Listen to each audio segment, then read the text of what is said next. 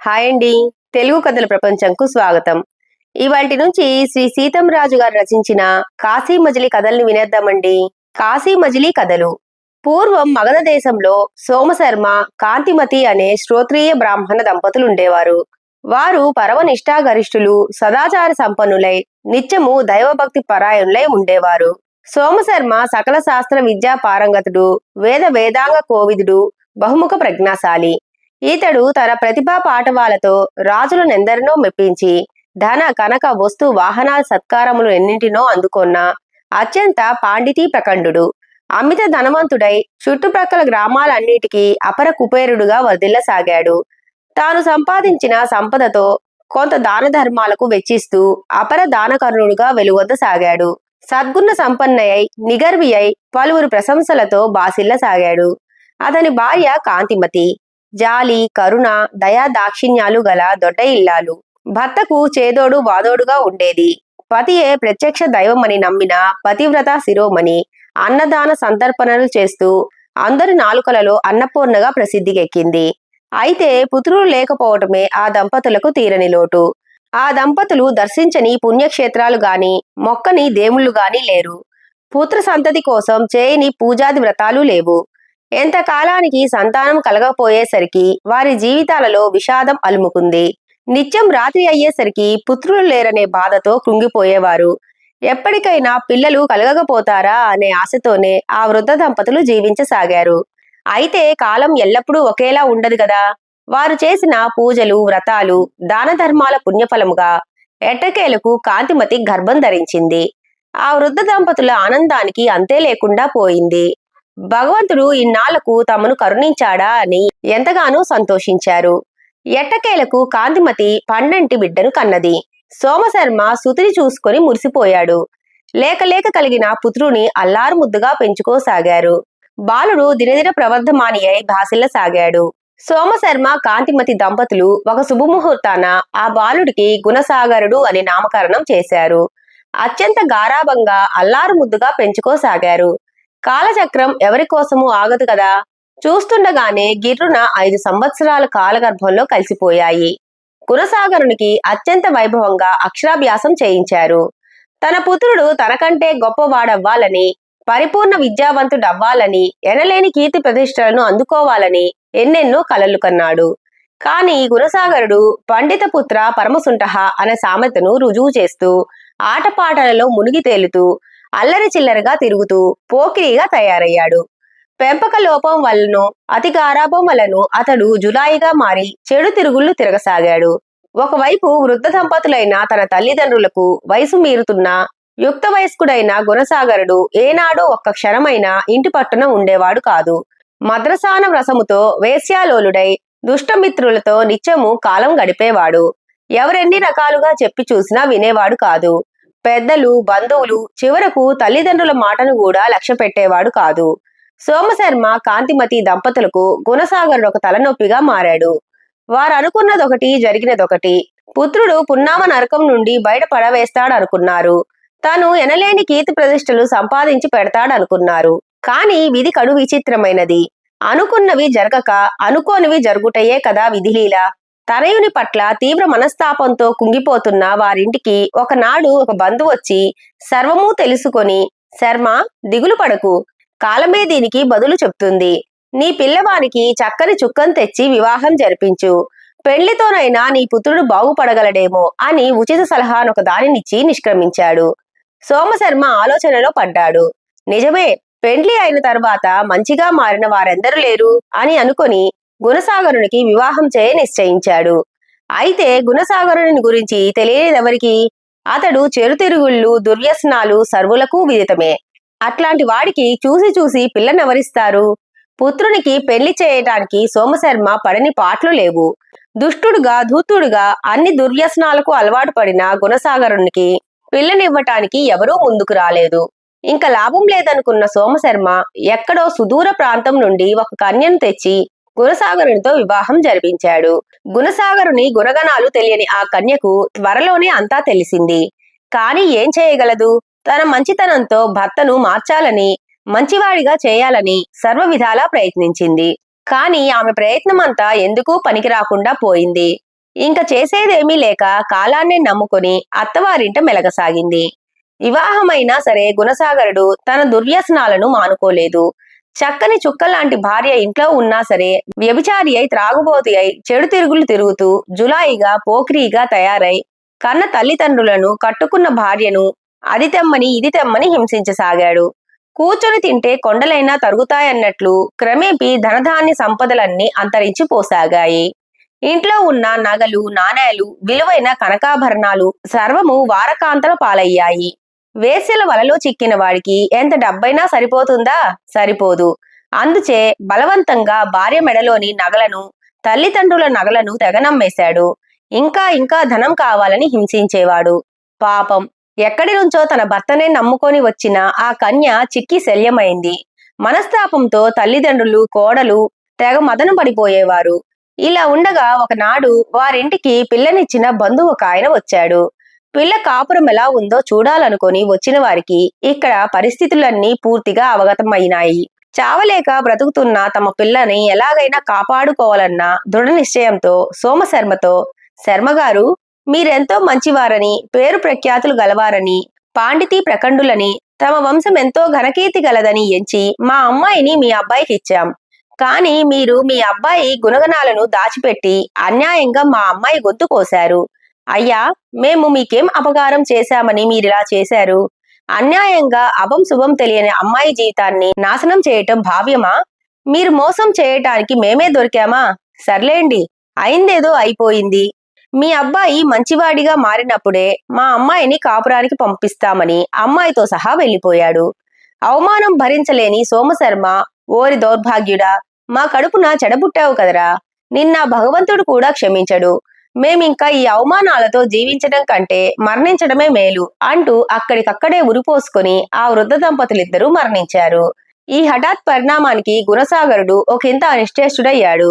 కన్న తల్లిదండ్రులు తన కళ్ళ ముందే గిలగిలా తన్నుకుంటూ చనిపోతూ ఉంటే చూడలేకపోయాడు. అమ్మా, నాన్న, నన్ను క్షమించండి. ధనగర్వంతో కన్ను మిన్ను గానక మంచి చెడులు మరచి మృగల్లా ప్రవర్తించాను.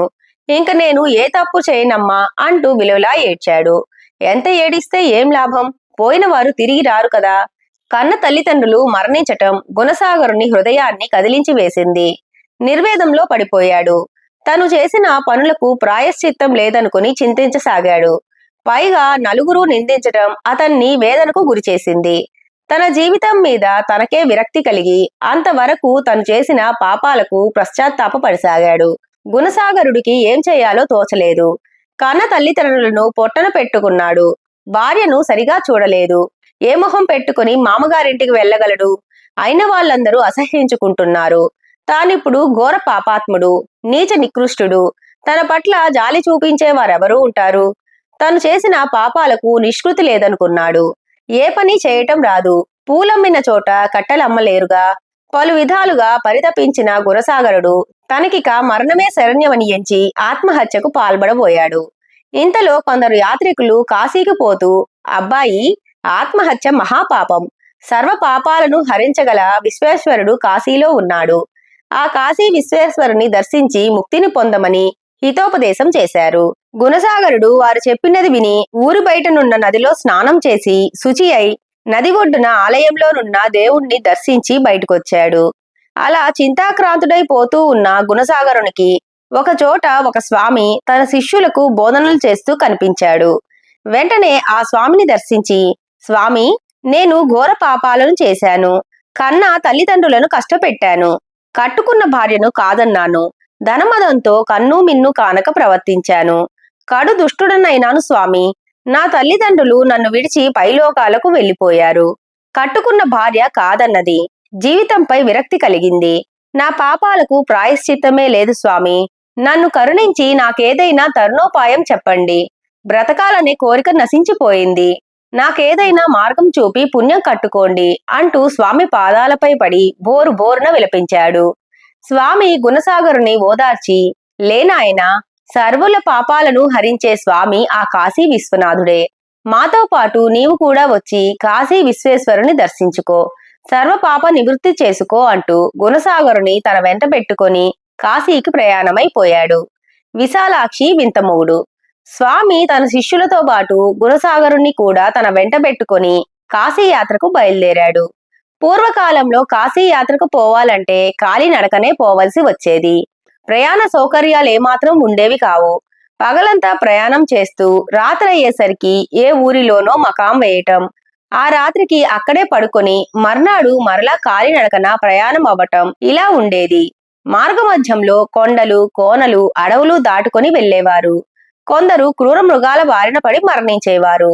అందుకే పూర్వం కాశీకి పోయినా కాటికి పోయినా ఒకటే అనేవారు. అంటే కాశీకి పోయిన వారు మరలా తిరిగి వచ్చేంత వరకు నమ్మకాలు పెట్టుకునేవారు కాదు. ఎవరైనా కాశీకి పోయి తిరిగి వచ్చాడంటే వాడంతటి పుణ్యాత్ముడు మరొకడుండరు అనేవారు. అందుకే ప్రయాణికులు గుంపులు గుంపులుగా యాత్రలు చేసేవారు. యాత్రలో విసుగుదల రాకుండా ఉండేందుకు ఆయా ఊర్లలో మకాం చేసి ఎవరికి తోచిన కథలు వారు చెప్పుకునేవారు. కల్పితాలు, వాస్తవాలతో ఆ కథలుండేవి. వారు మకాం చేసి విశ్రాంతి తీసుకున్న ప్రాంతాన్ని మజిలీ అనేవారు. అలా మన స్వామివారు తన శిష్యులతో పాటు గుణసాగరుణ్ణి కూడా వెంటబెట్టుకొని మొదటగా మజిలీ చేసి విశ్రాంతి తీసుకొని చెప్పిన కథే ఈ విశాలాక్షి వింతమొగుడు కథ. విశాలాక్షి ఒక దేశపు రాజకుమార్తె. అపురూప సౌందర్యవతి. విశాలమైన కన్నులతో ఆకర్షణీయమైన రూపంతో విరాజిల్లుతూ ఉండేది. అందచందాలలో ఆమె కామయే సాటి. ఆమె అందాల రాశియే కాదు, విద్యావంతురాలు కూడా. ప్రజ్ఞాపాఠవాలు, తెలివితేటలు ఆమె సొత్తు. మిక్కిలి చతురతయై మెలుగుతూ ఉండేది. యుక్త వయసుకు వచ్చిన విశాలాక్షిని, ఏమమ్మా, నీకు వివాహం చేయాలనుకుంటున్నాము, నీకెలాంటి వరుడు కావాలంటావ్ అని తండ్రి అడిగాడు. నాన్నగారు, ఏ కన్య అయినా ఏమని కోరుకుంటుంది? అపురూప లావణ్యవంతుడు, బహుముఖ ప్రజ్ఞాశాలి, ధీరోదాత్తుడు, ఆకర్షణీయమైన రూపంతో విరాజిల్లే వీర పరాక్రమవంతుణ్ణే కదా కోరుకుంటుంది. రూప లావణ్యములతో పాటు అద్భుతమైన తెలివితేటలతో విరాజిల్లే వరుణ్ణే కదా ఏ కన్య అయినా వరించాలనుకుంటుంది అని తన అభిప్రాయాన్ని చూచాయిగా తండ్రికి వెల్లడించింది. విశాలాక్షి మనసును గ్రహించిన ఆమె తండ్రి, సద్గుణ సంపన్నురాలైన నా అందాల ముద్దుల కుమార్తెకు తగిన వరుణ్ణి తేగలనా అనుకుంటూ దేశ దేశాలకు తన వేగులను పంపాడు. తగిన వరుణ్ణి వెదకమని ఆజ్ఞాపించాడు. అందగాడు, అపురూప లావణ్యవంతుడు, ఆకర్షణీయమైన శరీరంతో నొప్పారు వాడును, బహుముఖ ప్రజ్ఞాశాలి, అత్యంత తెలివితేటలు గలవానిని నా కుమార్తెకు తగిన వరుణిగా వెదకమన్నాడు. వేగులను వెదకమని పంపించాడన్న మాటే కాని ఎదలో ఎక్కడో సందేహము అతనిని పట్టి పీడించసాగింది. తగిన వరుణ్ణి తీసుకొని వచ్చి పెళ్లి చేసి కన్న కూతురి కోరికను సవ్యంగా తీర్చగలనా అని మదనపడసాగాడు. ఇంతలో విశాలాక్షి ఒకనాడు ఊరు బయటనున్న ఆలయంలోని దేవుని పూజించి వద్దామనుకుని తన చెలికత్తెలతో బయలుదేరింది. పూజ ముగించుకొని బయటకు వస్తూ ఆలయంలో పండిత గోష్ఠి జరగటం చూసింది. పండితులు అక్కడ శాస్త్రాలపై వాదోపవాదాలు చేసుకుంటున్నారు. కొందరు విద్వాంసులు తమ పాండిత్యంతో ఆలయ విశిష్టతను గురించి వివరిస్తున్నారు. విశాలాక్షికి వారి వాదనలు వినపడసాగాయి. అంతే, ఒక్క ఉదుటున సమీపానికి వెళ్లి వీక్షించసాగింది.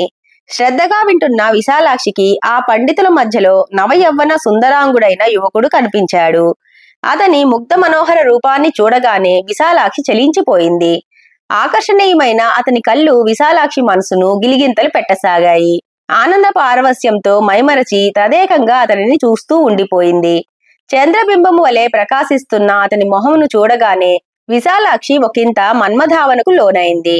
సుందర గంభీర వదనంతో వెలిగిపోతున్న అతనిని చూసిన విశాలాక్షి ఎలాగైనా ఇతనినే వివాహం చేసుకుని మన్మథ సుఖాలను పొందాలనుకుంది. చెలి, నీవు వెళ్లి ఆ సుందరాంగుని వివరాలు తెలుసుకుని రమ్మని ఆజ్ఞాపించి కోవెలలోనికి మరలిపోయి, కేదారేశ్వర, ఎలాగైనా ఆ యువకుడు నా భర్త అయ్యేటట్లుగా అనుగ్రహించు స్వామి అని కోరుకొని బయటకు వచ్చేంతలో అప్పటికే యువకుని వివరాలతో చెలికత్తె సిద్ధంగా ఉంది. అమ్మా, నేనతని వద్దకు పోయి పక్కనే నిలబడ్డానా, అయినా అతనెంతసేపటికి నాపై కన్నెత్తి చూడలేదమ్మా. మాటల మధ్యలో కల్పించుకొని, పండితోత్తమ, తమ నివాసం ఎక్కడా అని అడిగాను. అబ్బే, బొదులివ్వలేదు సరిగదా, నాకేం తెలియదన్నాడు. పండితులకు ఒక ఊరేమిటి? ఎక్కడ తమ పాండిత్యానికి రాణింపు కలుగుతుందో అక్కడికే కదా వెళుతుంటారు. వారనవసరంగా మాట్లాడారు కదా అనుకుంటూ సరిపెట్టుకుంది విశాలాక్షి. అయితే అతన్ని అందరూ శాస్త్రి అని పిలుస్తుంటారని తెలుసుకుంది. ముక్తసరిగా మాట్లాడే రకం అని కూడా గ్రహించింది. పండితులు పండితులతోనే కదా మాట్లాడతారు అనుకొని అంతఃపురానికి పోయి ఆ సుందరాంగుని మనస్సులో ముద్రించుకొని లోలోన మురిసిపోసాగింది. అతని జాతలోనే ఉండటం వలన చెలికత్తెలను పరిచారికలను అందరినీ విసుక్కోసాగింది. తన కుమార్తె విశాలాక్షి మునుపెన్నడూ లేనంత పరధ్యానంలో ఉండటం, చీటికి మాటికి చికాకు పడటం, ఇదంతా గ్రహించిన రాజు చెలికత్తెల ద్వారా విషయాన్ని తెలుసుకున్నాడు. తన కూతురు ఎవరినో వలచిందని, అతన్నే మనసులో తలుచుకుంటోందని ఊహించాడు. వెతకపోయిన తీగ కాళ్లకు తగిలిందన్నట్లు తమ కుమార్తెకు ఎలాంటి వరుడిని వెతికి తేవాలా అని చింతిస్తున్న రాజుకు తన పని సులువైందని సంతోషించాడు.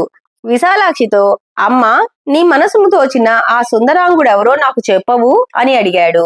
నాన్న, నేను కోరుకున్న యువకుడిని మీకు చూపించక మరెవరికి చూపిస్తాను అంటూ తండ్రితో సహా ఆలయానికి వెళ్లి పండిత గోష్ఠి మధ్యలోనున్న యువకుని చూపించింది. ఆ యువకుని రూపలావణ్యాలను చూసి రాజు అచ్చెరు అందాడు. అబ్బో, ఎంత అందముగా ఉన్నాడు! మా విశాలాక్షికి ఇతడు తగిన వరుడే. ఉయ్యాలలో బిడ్డను పెట్టుకొని ఊరంతా వెదికినట్లు తన ఊర్లోనే ఉన్న ఇతనిని చూడనేనంత శ్రమపడ్డాను. స్వామి, కాశీ విశ్వేశ్వర, నీ మాయలు కడు చిత్రము గదా! విశాలాక్షికి వరుణ్ణి వెదకే శ్రమ లేకుండా చేశావు. ధన్యుణ్ణి స్వామి అని ప్రార్థించాడు. ఆలస్యం చేస్తే అవకాశం చేజారిపోతుందని గ్రహించిన రాజు విశాలాక్షికి ఆ యువకునితో రంగరంగ వైభవంగా వివాహం జరిపించాడు. శోభనం నాటి రాత్రి గదిలోనికి ప్రవేశించిన విశాలాక్షి విస్తుపోయింది. ఎందుకంటే అప్పటికే అతడు గుర్రు పెట్టి నిద్రపోతున్నాడు. తప్పదనుకుని గడియ వేసి మంచం వద్దకు వచ్చి అతన్ని లేపి పాలిచ్చింది. నాకెందుకు పాలు, మంచి నిద్ర చెడగొట్టావు అంటూ మరలా నిద్రకు ఉపక్రమించబోయాడు. వెంటనే అతన్ని పట్టుకుని లేపి నుంచోబెట్టి కాళ్లకు నమస్కరించింది విశాలాక్షి. అంతే, ఇది రాజుల ఆచారం అనుకున్నాడో ఏమో గాని ఆ యువకుడు కూడా విశాలాక్షి కాళ్లకు నమస్కరించాడు. ఇదేమిటని ఆశ్చర్యపోయింది విశాలాక్షి. పండ్లు, తీపి పదార్థాలు పెట్టింది. అన్నీ తిన్న ఆ యువకుడు బ్రేవుమని త్రేన్పి మరలా నిద్రించబోయాడు. స్వామి, ఈ రోజు మన శోభనమండి అని సిగ్గు విడిచి చెప్పింది. అయినా అతనిలో ఏ చలనమూ లేదు సరికదా. శోభనం అంటే ఏమిటి అని విశాలాక్షిని ఎదురు ప్రశ్నించాడు. అవాక్కైపోయింది విశాలాక్షి. అప్పటికప్పుడే గ్రహించింది అతడొక అమాయకుడని, ఏమీ తెలియని వెర్రుబాగులవాడని గ్రహించింది. బాహ్య సౌందర్యం నన్నెంత మోసగించింది అనుకుని బాధపడింది. అయితే అతను స్వయంగా వలచిన వరుడు, ఎవరినేమనగలదు? అందుకే విషయం ఎవరికీ తెలియకుండా జాగ్రత్త పడింది. తన భర్త బుద్ధిహీనుడని, తెలివిలేని అమాయకుడని, జ్ఞానశూన్యుడని, వివాహం అంటే ఏమిటో కూడా తెలియని అవివేకి అని ఎవరితో చెప్పుకోగలదు? విశాలాక్షి విద్యావంతురాలు, సకల శాస్త్రములు అధ్యయనం చేసిన దిట్ట. అంతటి ప్రజ్ఞావంతురాలు కూడా తన భర్త ఎంపిక విషయంలో పొరబడింది. పొరపాట్లనేవి పండిత పామరులందరికీ తప్పవు కదా అనుకుంది. అంతా విధిలిఖితం. విధివ్రాతను మార్చగలవారెవరు? జరిగినది మన మంచికే, జరుగుతున్నది మన మంచికే, అట్లే జరగబోయేది కూడా మన మంచికే అనుకోవాలని సరిపెట్టుకుంది. పరిస్థితులతో రాజీపడి ఈ విషయం ఎవరికీ తెలియకుండా జాగ్రత్త పడాలనుకుంది. తండ్రికి తెలిస్తే బాధపడతాడనుకుని తండ్రికి కూడా తెలియనివ్వకుండా జాగ్రత్త పడింది. నిత్యము భర్త వెంటే ఉండి అతని బుద్ధిహీనతను బయటపడకుండా జీవితాన్ని ఎదుర్కొంటూ వస్తుంది. కాలగమనం కడు విచిత్రమైనది. అది ఎవరి కోసం ఆగదు. దాన్నెవరూ ఆపలేరు కూడా. మరికొంతకాలానికి రాజు కూడా కాలగమనంలో కలిసిపోయాడు. విశాలాక్షికి అన్నదమ్ములెవరూ లేని కారణంగా ఆమె భర్త కింసకు శాస్త్రినే రాజుగా నియమించారు. భర్త బుద్ధిహీనతను భార్య మాత్రం ఎంతకాలం దాచగలదు? అనతి కాలంలో రాజు అమాయకుడని, బుద్ధిహీనుడని అందరికీ తెలియసాగింది. ఇంతకు ముందు విశాలాక్షిని వివాహం ఆడాలనుకుని భంగపడిన శత్రురాజులకు కూడా ఈ విషయం తెలిసి ఎట్లాగైనా పగ తీర్చుకోవాలనుకున్నారు. వెంటనే శత్రురాజులు సమావేశమై అందరూ ఏకమై ఒక్కసారిగా దండెత్తారు. హఠాత్తుగా శత్రురాజులందరూ ఏకమై దండెత్తేసరికి విశాలాక్షికి భయం పట్టుకున్నది. అందర్నీ ఎదిరించి నిలబడటం కష్టం అనుకుని ఎట్లాగైనా భర్తతో సహా తప్పించుకొని పారిపోవాలనుకుంది. ఎవరికి కనపడకుండా అంతఃపురంలోనున్న రహస్య ద్వారాన్ని కనుగొని విలువైన మణిమాణిక్యాలను, రత్నరాసులను ఒక గుర్రంపై వేసుకుని భర్తతో సహా అశ్వాన్ని అధిరోహించి పారిపోసాగింది. తన భర్త అసలే బ్రాహ్మణుడు. సౌందర్యమే తప్ప స్వారీ చేయడం ఏం తెలుసు? కనీసం గుర్రంపై ఎలా కూర్చోవాలో కూడా తెలియనివాడు. వేగంగా గుర్రం పోతూ ఉంటే భయంతో అరిచేవాడు.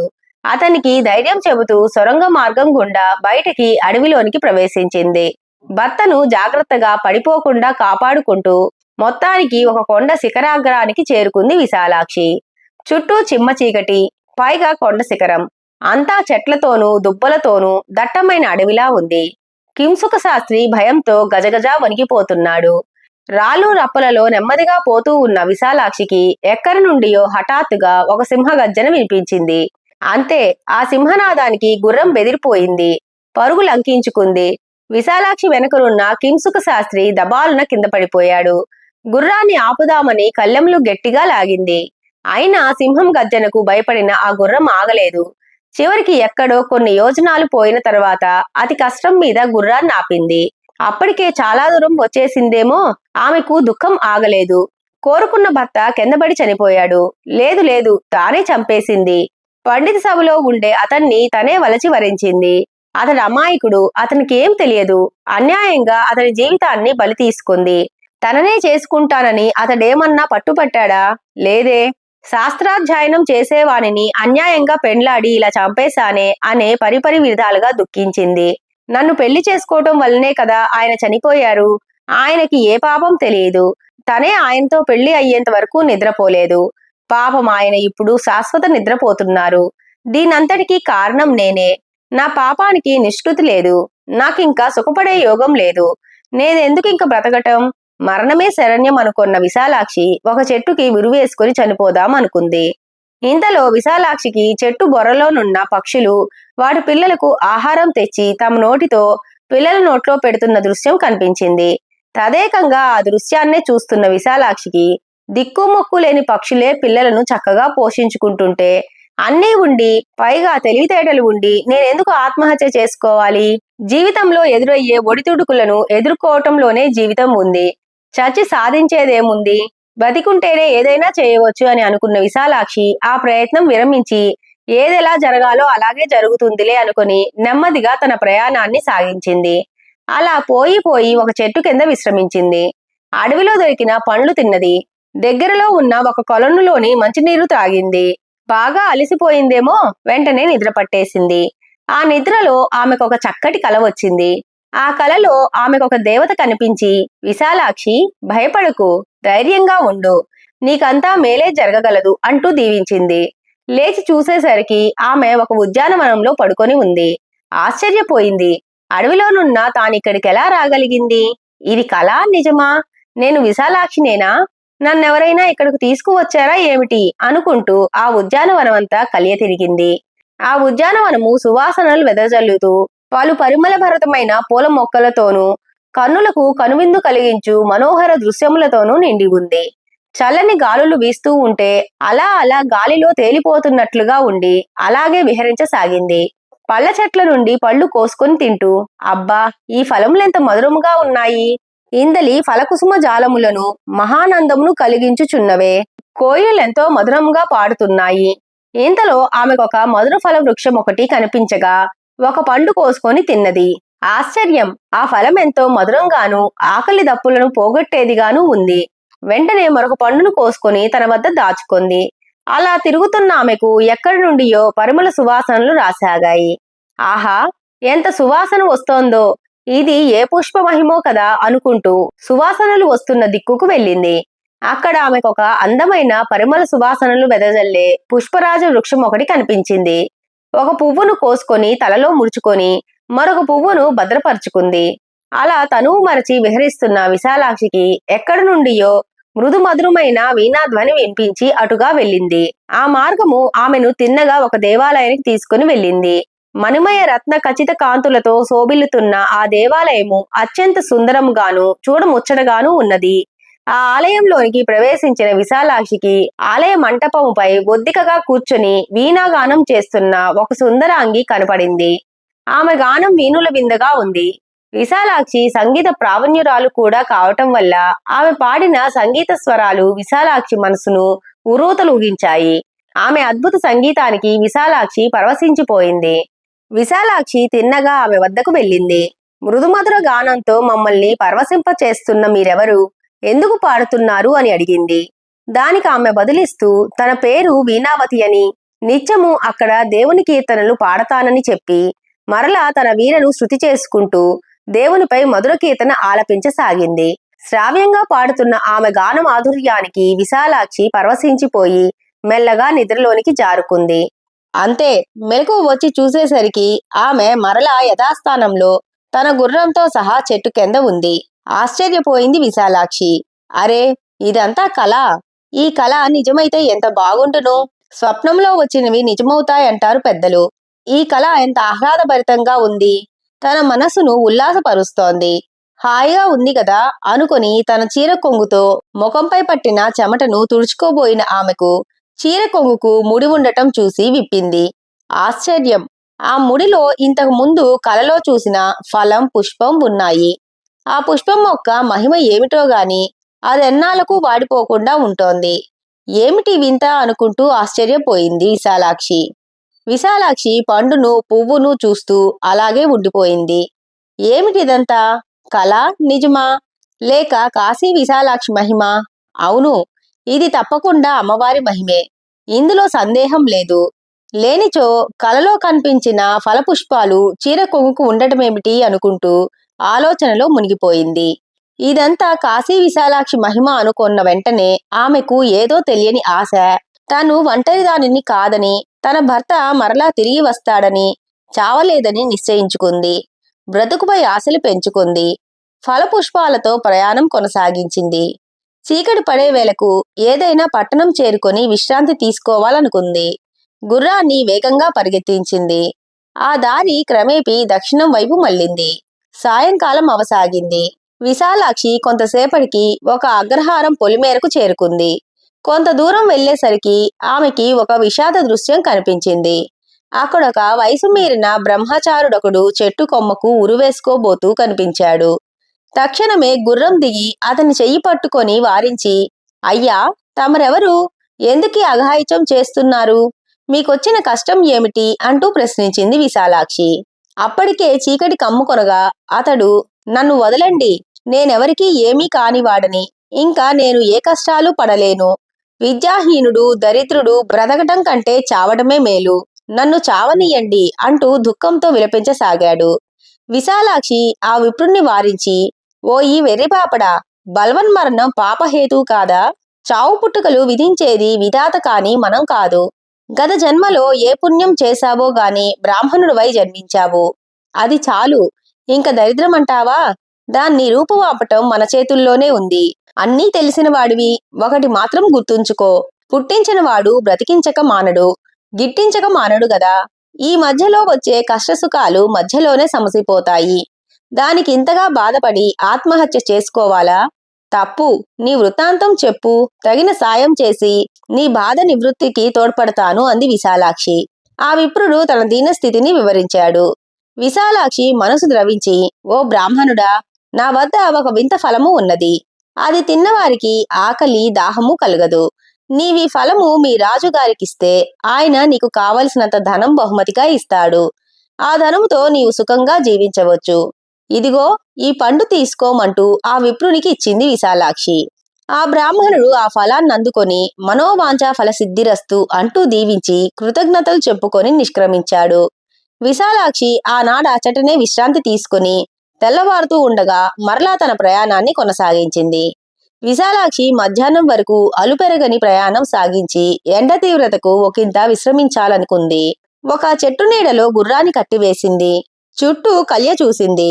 ఆ ప్రాంతమంతా ఫలవృక్ష జాతులతో సుమనోహరంగా ఉంది. వెంట తెచ్చుకొన్న మంచినీళ్ళని త్రాగింది. కింద పచ్చిక బయలుపై ఒక దుప్పటి పరిచి విశ్రమించింది. ఇంతలో అటువైపుగా కొంతమంది పిల్లలతో ఒక ముదుసలి బ్రాహ్మణుడు వస్తూ కనిపించాడు. అతడు కడు దిగులుతో ఏదో గొనుక్కుంటూ పడుతూ లేస్తూ భారంగా బ్రతుకు నీడుస్తున్న వానివలే ఉన్నాడు.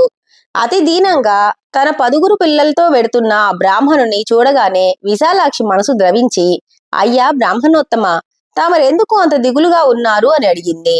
ఎక్కడుండి వస్తున్నారు? ఈ పిల్లలంతా ఎవరు? ఎక్కడికి వెళుతున్నారు అంటూ ప్రశ్నించింది. ఏం చెప్పమంటావమ్మా, వీళ్ళమ్మ కాలం చేసి చాలా కాలమైంది. నాటి నుండి ఈ పిల్లలతో తెగ బాధపడిపోతున్నాను. ఇప్పటి వరకు భిక్షాటనతో పిల్లలను పోషించుకుంటూ వస్తున్నాను. మా గ్రామం బహుదొడ్డది. దయాదాక్షిణ్యాలకు కొదవలేదు. అన్నపూర్ణ లాంటి మా గ్రామంలో ఇటీవల కరువు తాండవించటం మొదలుపెట్టింది. కరువు కాటకాలు తమ కరాల నృత్యాన్ని మాపై చూపిస్తున్నాయి. ప్రజలందరూ వర్షాలు పడక, పంటలు పండక తల్లడిల్లిపోతున్నారు. నేల బీడువారిపోయింది.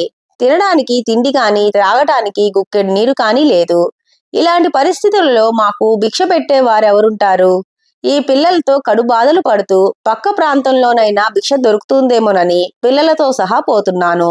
ఈ కరువు కాటకాలు నా కర్మకొచ్చి పడ్డాయి అంటూ, అమ్మా, నీవు దయగల ఇల్లాలివిగా ఉన్నా మాకేదైనా సాయం చేసి పుణ్యం కట్టుకోగలవా తల్లి అంటూ వేడుకొన్నాడు. బ్రాహ్మణుడి దీనాలాపములకు విశాలాక్షి హృదయం ద్రవించింది. చాలా బాధపడింది. ఎలాగైనా ఆ వృద్ధ బ్రాహ్మణుడికి సాయం చేయాలనుకుంది.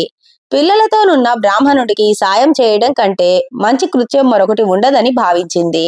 తన వద్దనున్న వింత పుష్పాన్ని ఆ బ్రాహ్మణునికిస్తూ, ఓ వృద్ధ బ్రాహ్మణుడా, ఇది గొప్ప మహిమాన్వితమైన పుష్పం. దీని పరిమళం యోజనం దూరం అంటే 8 మైళ్ళ వరకు వ్యాపిస్తుంది.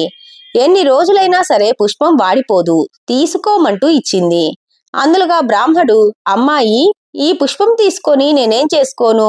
నేనేమన్నా ఆడదానినా? ప్రస్తుతం నాకు నా పిల్లలకు కావలసింది పూటకింత తిండి గాని ఈ పుష్పం ఎందుకమ్మా అని అమాయకంగా అన్నాడు. అంతటా విశాలాక్షి, ఓ బాపడా, ఈ పువ్వు నీ సమస్యను తీర్చగలదు. యోజన పర్యంతం తన పరిమళాన్ని వెదజల్లే ఈ వాడని పువ్వును నీ శేష జీవితాన్ని ఆదుకునే వారెవరికైనా అమ్మివేయి. దాంతో నీ కష్టాలన్నీ గట్టెక్కుతాయి. మహిమాన్వితమైన ఈ పుష్పం నీ జీవితాన్ని బాగు చేయగలదు, తీసుకోమని ఇచ్చింది. అంతటా బ్రాహ్మణుడు ఆ మహిమగల పువ్వును తీసుకుని విశాలాక్షిని దీవించి సెలవు తీసుకున్నాడు. విశాలాక్షి మరలా తన ప్రయాణాన్ని కొనసాగించింది. ఎంతసేపటికి ఏ గ్రామం రాకపోవడంతో ఆ అడవి గుండా ప్రయాణం చేస్తూ కొంత దూరం పోయేసరికి అల్లంత దూరంలో ఏదో గ్రామం ఉన్నట్లు కనపడింది. అటుగా వెళ్తున్న ఆమెకు డప్పులు శబ్దాలు, వింత వింత అరుపులు వినపడసాగాయి. కాగడాలతో కొందరు కోయదొరలు ఏదో జాతర జరుపుకుంటున్నారని గ్రహించింది. వాళ్ళంతా వింత వింత ఆకారాలతో, పూసల దండలతో, రకరకాల వాయిద్యాలతో భీకరమైన రాక్షసుల్లా ఉన్నారు. వారంతా ఒక దీపం చుట్టూ లయబద్ధంగా తిరుగుతూ కోయ గీతాలు ఆలపిస్తూ ఇనుప గజ్జెలతో నృత్యం చేస్తున్నారు. డప్పులు వాయిస్తూ, తాగుతూ, త్రుళ్ళుతూ, తూగుతూ నాట్యం చేస్తున్నారు. ఆ భయంకర కోయజాతి మనుషులను చూడగానే విశాలాక్షి భయపడిపోయింది. ఇంకా నయం, వారి కంట పడలేదనుకుని సరిపెట్టుకుని గుర్రాన్ని ఎవరికీ కనపడకుండా దూరంగా ఒక పొలంలో కట్టివేసింది. తాను మరొక వైపుకు వెళ్లి చూసింది. అక్కడంతా కోయజాతి వారి గుడిసెలున్నాయి. ఏ ఒక్క గుడిసెలోనూ దీపం లేదు, అంతా చీకటే. నక్షత్రాలు మినుకు మినుకు కాంతిలో ఆ ప్రదేశాన్నంతా తీక్షణంగా చూసింది. అక్కడెవరు ఆడా మగ అనే తేడా లేకుండా అందరూ ఉత్సవంలో మునిగి తేలుతున్నారు. ప్రతి గుడిసెకు మెట్లున్నాయి. ఆ విశాలాక్షి అప్పటికే చాలా అలసిపోయిందేమో, ఎవరూ లేని ఒక గుడిసె మెట్టుపై కూర్చుంది. ఆ ఉత్సవాన్ని గమనిస్తున్న విశాలాక్షి నెమ్మదిగా నిద్రలోనికి జారుకుంది. ఒక కురుకు తీసిందో లేదో విశాలాక్షిని ఒక కోయజాతి ఆడమనిషి చూడనే చూసేసింది. విశాలాక్షిని ఆ కోయజాతి స్త్రీ తన కోయ భాషలో ఏదో అడిగింది. ఏమీ అర్థం కాని విశాలాక్షి, అమ్మా, నేనొక బాటసారిని, పరదేశం నుండి దారి తప్పి ఇటు వచ్చాను, ఉదయమే వెళ్ళిపోతాను అని చెప్పింది. విశాలాక్షి భాష వారికేం అర్థమవుతుంది? ఆ కోయజాతి స్త్రీ కంగారుగా, అయ్యయ్యో, అమ్మమ్మో, ఒరే, ఇలా రండిరా, కొండదేవత ఈడ మా గుడిసెకాడ కూకుందిరా, బేగ రండిరా, మతిలేనోళ్ళం తల్లి, నీవిక్కడుంటే మేమక్కడ మొక్కుతున్నాం, క్షమించు తల్లి అంటూ తన వారందరికీ చెప్పింది. జాతరలోనున్న కోయజాతి వారంతా ఆ అరుపులు విని పదండిరా పదండి అంటూ విశాలాక్షి ఉన్న గుడిసె వైపు రాసాగారు. ఇదంతా గమనిస్తున్న విశాలాక్షికి పై ప్రాణాలు పైనే పోయినంత పనైంది. ఇప్పుడు ఏమిటి చేయటం? కొండదేవత కాదని తెలిసిన మరుక్షణం నన్ను వీరంతా నరికి పోగులు పెడతారు. ఏం చేయాలి అనుకుంటున్న విశాలాక్షికి చక్కటి ఆలోచన వచ్చి అమలులో పెట్టింది. వెంటనే విశాలాక్షి తన జుట్టును విప్పి విరబోసుకుంది. మెట్లపైనున్న పసుపు కుంకుమను ముఖానికి కాళ్లకు పూసుకుంది. పెద్ద కుంకుమ బొట్టును పెట్టుకుంది. కంటికి కాటుక పెట్టుకుని నాలుకను బయటకు చాచి ఊగిపోతూ ఊ అంటూ శబ్దం చేయసాగింది. ఆ దృశ్యం చూసిన కోయజాతి వారంతా ఆ శబ్దానికి అనుగుణంగా అటూ ఇటూ ఊగుతూ, త్రుళ్ళుతూ, తూగుతూ నృత్యం చేయసాగారు. దండాలమ్మ వనదేవత, నీకు దండాలమ్మ, మమ్మల్ని చల్లగా చూడు తల్లే అంటూ తెచ్చిన ఆహార పదార్థాలను ప్రసాదంగా నివేదించసాగారు. కొందరు కోయజాతి వారు, కొండదేవత నీకు దండాలమ్మా, కోరి కోరి నిన్ను కొలిచేమమ్మా, వనదేవత నీకు వందనమమ్మా, వరాలిచ్చి మమ్ము దీవించమ్మా అంటూ పాటలు పాడుతూ లయబద్ధంగా నాట్యం చేస్తూ కొలువసాగారు. విశాలాక్షికి ఇదంతా ఏదో వింతగా తోచింది.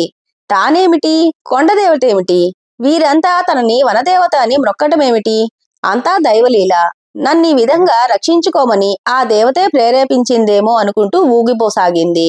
ఆ కోయజాతి వారు కూడా అలాగే అటూ ఇటూ ఊగుతూ కొమ్మలు రెమ్మలు ఆకులు అలములతో విసురుతూ, అమ్మోరు తల్లి, ఓ కొండదేవత, ఇక నుండి తప్పులు చేయం తల్లి, నీ జాతర సక్రమంగా చేస్తాం తల్లి, నీవు మమ్మల్ని కరుణించి మా గుడిలోనికి రాయే తల్లి, మమ్ము చల్లంగా చూడు మా తల్లో, గుళ్ళోకొచ్చి శాంతించు తల్లి, మొక్కులు తప్పక ఇస్తా తల్లి అంటూ డప్పులు వాయిస్తూ నాట్యం చేస్తూ మర్రి మండలతో విసురుతూ పసుపు కుంకుమలు చల్లుతూ గీతాలు పాడసాగారు.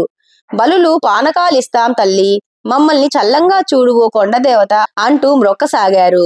గుడి ఎక్కడ ఉందో తెలియని విశాలాక్షి పరుగు పరుగున వారింతకు ముందు దీపం చుట్టూ నాట్యం చేసిన ప్రదేశానికి వచ్చి మధ్యలో దీపం వద్ద చతికిలబడింది. వారంతా డప్పులు కొడుతూ వాయిద్యాలు మోగిస్తూ గంటలు వాయిస్తూ ఆమెను అనుసరించారు. విశాలాక్షి వారందరినీ ఆపమని సంజ్ఞ చేసింది. వారంతా శబ్దాలు చేయటం మానివేశారు. కొంతమంది ఆడవాళ్లు మాత్రం మాట్లాడుకోవటం ఆ నిశ్శబ్ద వాతావరణంలో వినిపించింది. ఈ పాలి మన అమ్మోరు మంచి అందంగా తయారై వచ్చింది రోయ్, మంచి దుస్తులు ధరించి మెరిసిపోతూ ఉంది కదూ అని కొందరు, ఈ అమ్మకు పిల్లలు లేరట, మొగుడు మాత్రం పోతురాజట రోయ్ అనుకుంటున్నారు. అరే, మనందరం ఆమె పిల్లలం కాదటే, మనమంతా ఆమె బిడ్డలమే. అమ్మోరు భలే మెరిసిపోతుంది రోయ్, అమ్మోరికి లోటేంటి, అమ్మోరు ఎంతసేపు ఉంటుందో ఏమో, ఎప్పట్లాగే తెల్లారిపోద్దిరా అనుకుంటూ ఎవరి ఇష్టమొచ్చినట్లు వారు తమ తమ అభిప్రాయాల్ని వెల్లబుచ్చుతున్నారు. ఈ మాటలన్నీ విశాలాక్షి శ్రద్ధగా విన్నది. ఆ తెల్లవార్లు ఆ కోయజాతి వారంతా రకరకాల బలులు మ్రొక్కు ఇచ్చారు. అమ్మోరికి ఆహార పదార్థాలను ప్రసాదంగా నివేదించారు. పండ్లు పువ్వులు సమర్పించారు. విశాలాక్షి కొన్నిటిని తిని మరికొన్నిటిని పారవేసి కావలసినంత పానకం త్రాగింది. ఆమె కొరికి పారవేసిన ఫలాలను వారు మహాప్రసాదంగా స్వీకరించారు. తెల్లవారబోతుంటే విశాలాక్షి లేచి వెళ్లబోయింది. వారంతా ఆమెను కొంత దూరం అనుసరించి వెనుదిరిగారు. విశాలాక్షి దూరంగా పొలంలో కట్టివేసిన తన గుర్రం వద్దకు వచ్చి హడావిడిగా వారందరికీ చేయి ఊపుతూ తలాడిస్తూ అతి వేగం మీద అశ్వంపై వెళ్లిపోయింది. దూరం నుండి చూస్తున్న వారంతా అమ్మోరికి జేజేలు పలుకుతూ తమ గ్రామానికి వెళ్లిపోయారు. కొంత దూరం పోయిన తర్వాత విశాలాక్షి వెనుదిరిగి చూసింది. ఎవరూ అనుసరించటం లేదని నిర్ధారించుకుని, అమ్మయ్యా, బ్రతుకు జీవుడా అనుకుంటూ దగ్గరలో ఉన్న కొలనులో నీరు త్రాగి గుర్రానికి దానా పెట్టి ఊపిరి పీల్చుకొని గండం గట్టెక్కిందిరా భగవంతుడా అనుకుంటూ నెమ్మదిగా తన ప్రయాణాన్ని కొనసాగించింది. విశాలాక్షి కొంతసేపటికి కోటీశ్వరం అనే పుణ్యక్షేత్రానికి చేరుకుంది. ఆనాడు శివరాత్రి కావటం వల్ల అక్కడున్న శివేశ్వరాలయానికి అనేక మంది భక్తులు వచ్చారు. వారందరూ కోనేటిలో స్నానం చేసి స్వామిని దర్శించుకుంటున్నారు. విశాలాక్షి కూడా గుర్రాన్ని ఒక సురక్షిత ప్రదేశంలో కట్టివేసి కోనేటిలో స్నానమాడి దేవుని దర్శించుకుందామని ఆలయంలోనికి ప్రవేశించింది. దేవుని దర్శించుకొని తిరిగి వస్తూ ఉంటే ఆలయంలో ఆమెకు ఒక స్త్రీ కనిపించింది. ఎక్కడో చూసినట్లు అనిపించింది ఆమెను. తదేకంగా ఆమెనే చూడసాగింది. ఇది గమనించిన ఆమె, ఏమమ్మా, ఇంతకు ముందు నన్నెక్కడైనా చూశావా, లేక నాలాంటి వారెవరైనా తారసపడ్డారా అని అడిగింది. అదే గుర్తు తెచ్చుకోవడానికి ప్రయత్నిస్తున్నానండి అంది విశాలాక్షి. ఓసి, నీ ఇల్లు బంగారం కాను, నన్నే గుర్తుపట్టలేదటే. ఒకనాడు ఉద్యానవనంలో నేను వీణపై వాయిస్తుంటే నీవు నా వద్దకు రాలేదు, పాటయ్యాక పలకరిద్దామనుకుంటే నీవు నిద్రలో మునిగిపోలేదు, గుర్తు రాలేదు, మళ్ళీ ఇంతకాలానికి కలిశావు, ఇప్పటికైనా గుర్తొచ్చిందా లేదా అంది. విశాలాక్షి విస్తుపోయింది. అవును, అప్పుడెప్పుడో నాకొక కల వచ్చింది. అందులో వీణ మీడుతూ కనిపించిన ఆవిడ ఈమెయే, సందేహం లేదు. ఆహా, ఎంత విడ్డూరం, కలలో కనిపించిన ఆవిడ వాస్తవంలో కనబడటమేమిటి, ఏమిటి వింత, అంతా ఏదో మాయలాగుందే అనుకొని జ్ఞాపకం వచ్చావమ్మా అంది. నాడు నీకు లభించిన వాడని పువ్వు, ఆకలి దప్పులు తీర్చే ఫలం, ఆ రెంటిని జాగ్రత్తగా దాచుకున్నావు కదా అని అడిగిందామె. లేదమ్మా, వాటిని కడు దీనావస్థలోనున్న బ్రాహ్మణులకు దానం చేశాను అంది.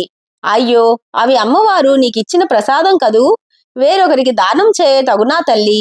సరేలే, దేవుని దయవల్ల అవి మరలా నీకు అందుతాయిలే అంది. విశాలాక్షి తనకు కనిపించిన ఉద్యానవన మహిళను గురించి తెలుసుకోవాలనుకునేంతలో, ఇక్కడే ఉండమ్మా, నేను దైవ దర్శనం చేసుకొని ఇప్పుడే వస్తాను అంటూ తటాలున లేచి గర్భగుడిలోనికి వెళ్లిపోయింది ఆవిడ.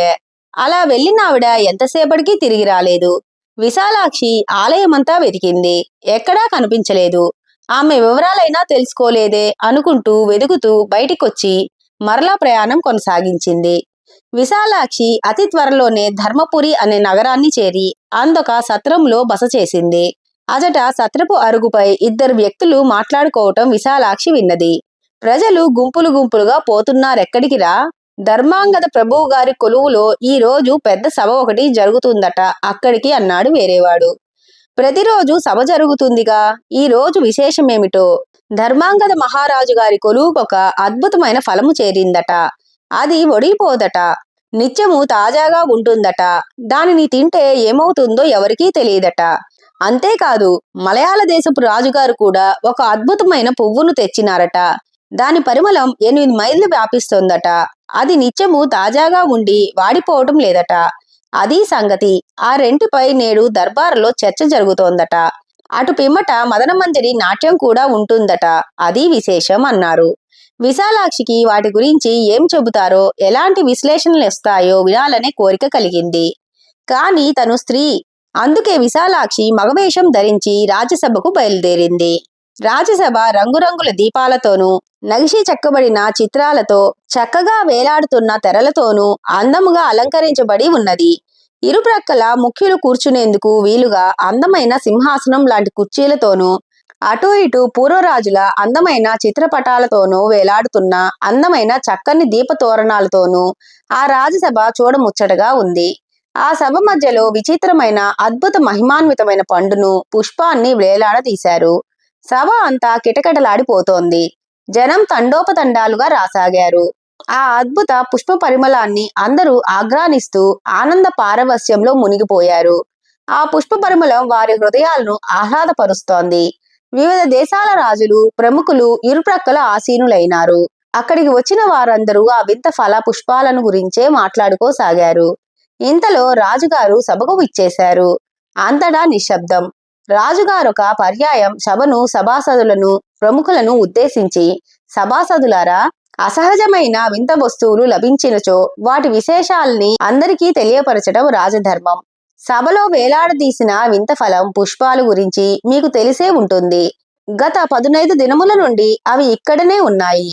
కాని ఆ ఫలపుష్పాలు పాడవనూ లేదు, వాడిపోనూ లేదు. యోజన పర్యంతం తన పరిమళాన్ని వెదజల్లే ఆ వింత పుష్పం విశేషాలు గాని, వాడని, ఎండిపోని, తింటే ఆకలి దప్పులు ఉండవని చెబుతున్న ఆ ఫలాన్ని గురించి గాని మీకేమైనా తెలిసి ఉంటే సభాముఖంగా విన్నవించగలరు. కొంతవరకు వీటిని గురించి తెలిసిన వారున్నారు. ముందుగా వారి అభిప్రాయాలను తెలుసుకుందాం. భీమశర్మ గారు, ముందుగా మీ అభిప్రాయాన్ని వెలిపుచ్చండి అని ఆజ్ఞాపించారు. భీమశర్మ లేచి రాజుకు, సభాసదులకు నమస్కరించి, ఆర్యులారా, నా పేరు భీమశర్మ. మాది విజయపురం. నాకెక్కువగా చదువు అబ్బలేదు. విద్యాహీనుడవని నా బంధువులతో సహా అందరూ అవమానిస్తూ గేలి చేస్తూ ఉంటే భరించలేక ఆత్మహత్యకు పాల్పడ్డాను. అంతలో ఎక్కడి నుండో ఒక అశ్వారూఢుడు వచ్చి, అయ్యా, తమరెవరు? ఎందుకు ఆత్మహత్యకు పాల్పడుతున్నారు? ఆత్మహత్య ఘోర పాపమంటూ వచ్చి నన్ను వారించి నా అభిప్రాయాన్ని విరమింపచేసి నా వృత్తాంతమంతా విని జాలిపడి, స్వామి, అద్భుత మహిమాన్వితమైన ఆ పండును గ్రహించండి. ఇది తింటే ఆకలి దప్పులు ఉండవు అని చెప్పి ఫలమును ఇచ్చాడు. ఈ ఫలమును సామాన్యులకు ఇవ్వవద్దని మహారాజు గారికి ఇచ్చి వారి దరిద్రమును పోగొట్టుకోమని సెలవిచ్చింది. అత్యంత దరిద్రావస్థలో మగ్గుతున్న నేను ధర్మపురికి చేరి మహారాజు గారికి ఈ ఫలాన్నిచ్చి బహుమానాలు అందుకొని నా ఆర్థిక స్థితిని మెరుగుపరుచుకోవాలని అడుగగా అతనికే ఇచ్చివేశాం మహాప్రభో అని చెప్పాడు. వెంటనే స్వర్ణకారుని సభలో ప్రవేశపెట్టారు. అయ్యా, ఈ పండును 2-3 రోజులు నా వద్దనే ఉంచుకొని నా ప్రియురాలు వేసే అయిన తారామణికి ఆమె మెప్పు పొందాలనే తపనతో ఇచ్చాను. అంతకు మించి నాకేం తెలియదు ప్రభో అంటూ ముగించాడు. అప్పుడు వేసే అయిన తారామణి లేచి, మహాప్రభు, నేను అద్భుత మహిమగల పండును నా ఇంటి గుమ్మానికి కట్టి దాని నుండి వచ్చే మధుర వాసనలతో విటులను ఆకర్షించాలనుకున్నాను. ఇంతలో రాజభటులు ఫలం కోసం అన్వేషిస్తున్నారని తెలిసి ఆ ఫలం వలన నాకేదైనా ముప్పు రావచ్చునని తలచి దానినెక్కడైనా పారివేయమని మా దాదీకి ఇచ్చి తిని, అంతకంటే నాకేమీ తెలియదు మహారాజా అంది. వెంటనే దాదీని కూడా రాజసభలో ప్రవేశపెట్టారు. ఆమె భయకంపితురాలై, రాజా, నేనా పండును కందకంలో పారవేద్దామనుకున్నాను. దారి మధ్యలోనున్న నా విటుని పలకరించి పోదామని వెళ్ళాను. అతడు ఆ అద్భుత ఫలాన్ని చూసి నన్ను పండును ఎంతో మెచ్చుకున్నాడు.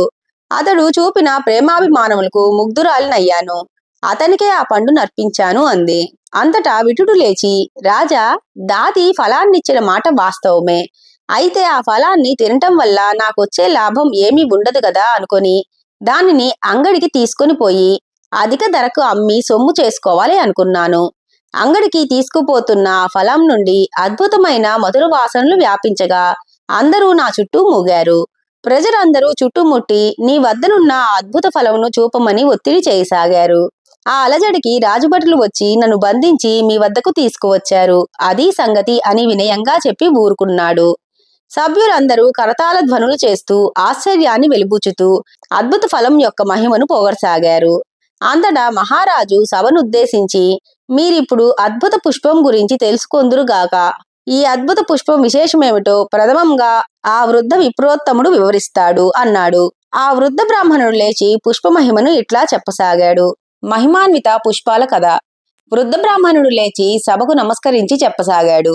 అయ్యా, నేనొకనాడు నా పిల్లలతో సహా భుక్తి కోసం పక్క గ్రామానికి పోతున్నాను. మిట్ట మధ్యాహ్నం ఎండ తీవ్రంగా కాస్తున్నది.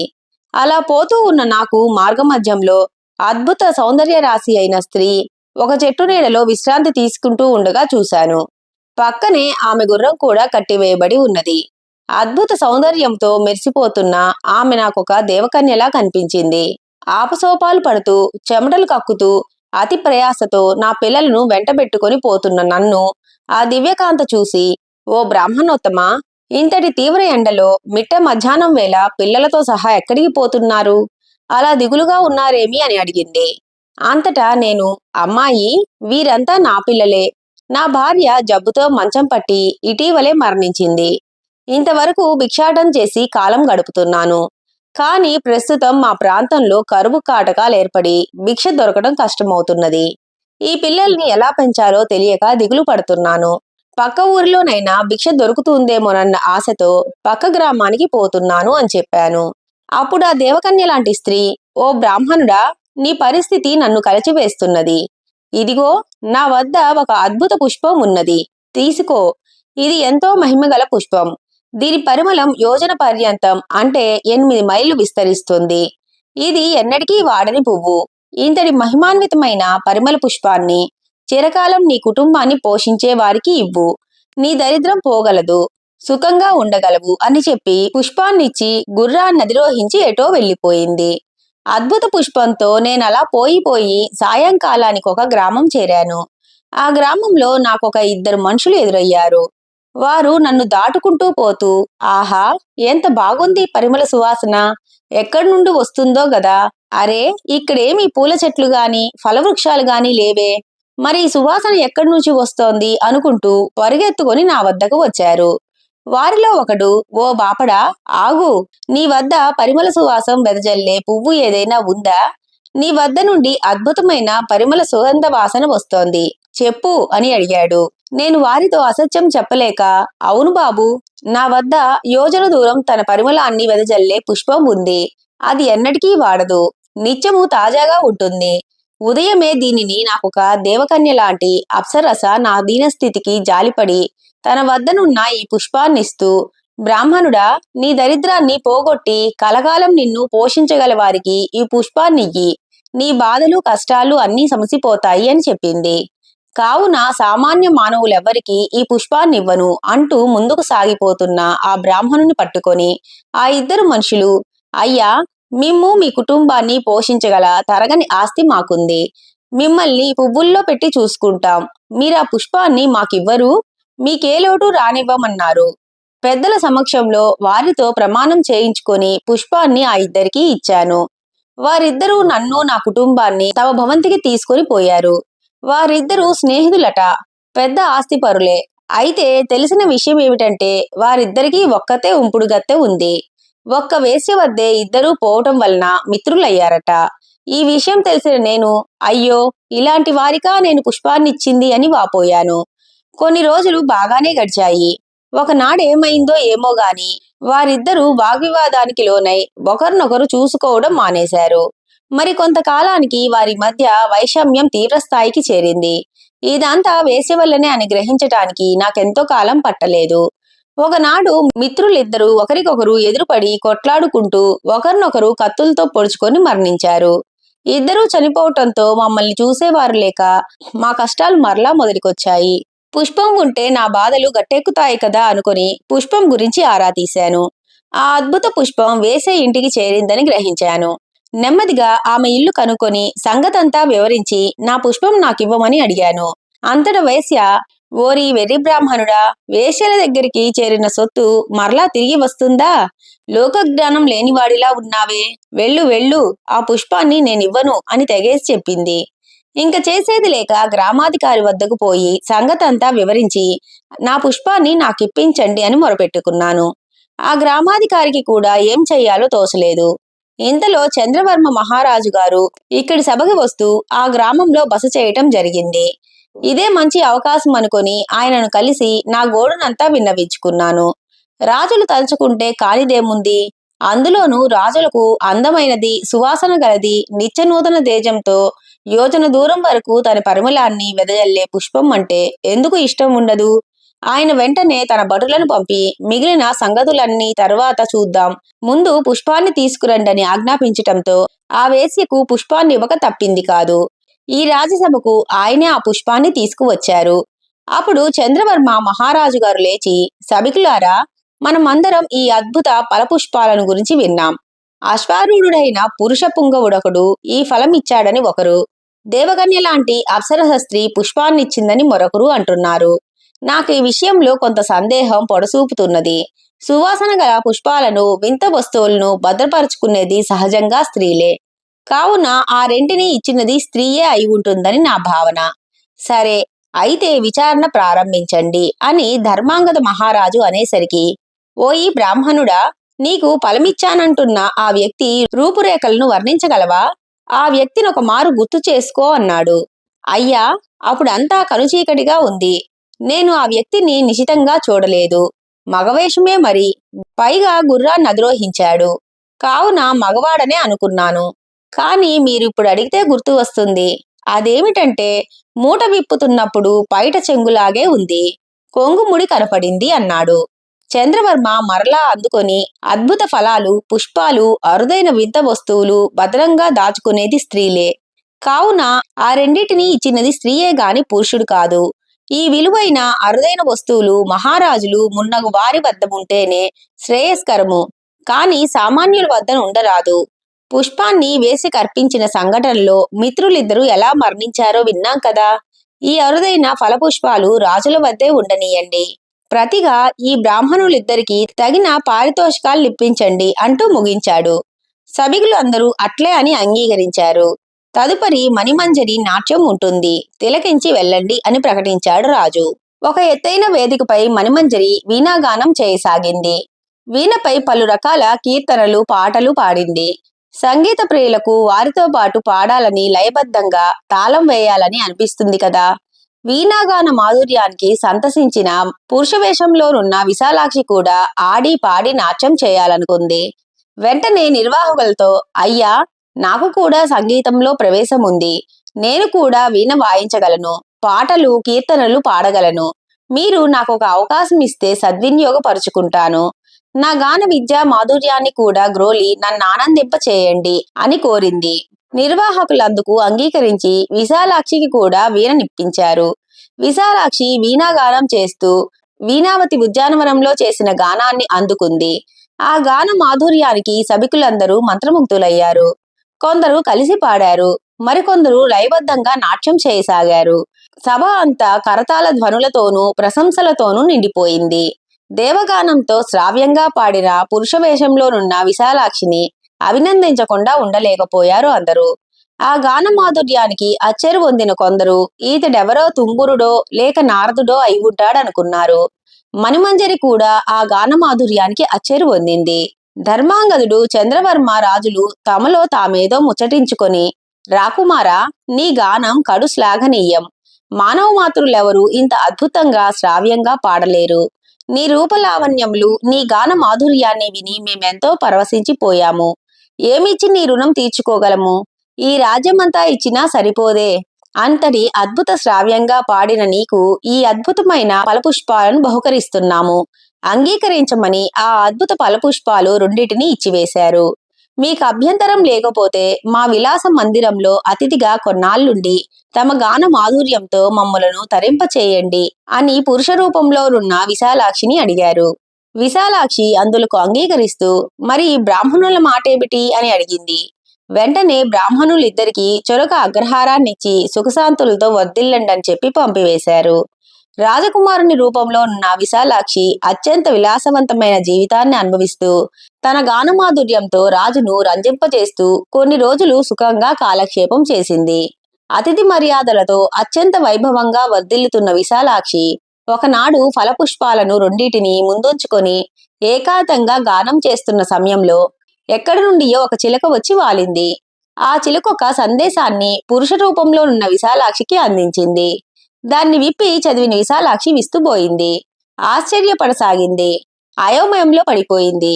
ఊహకందని ఆ వింత లేఖ ఏమిటి? నేనిప్పుడేం చేయాలి?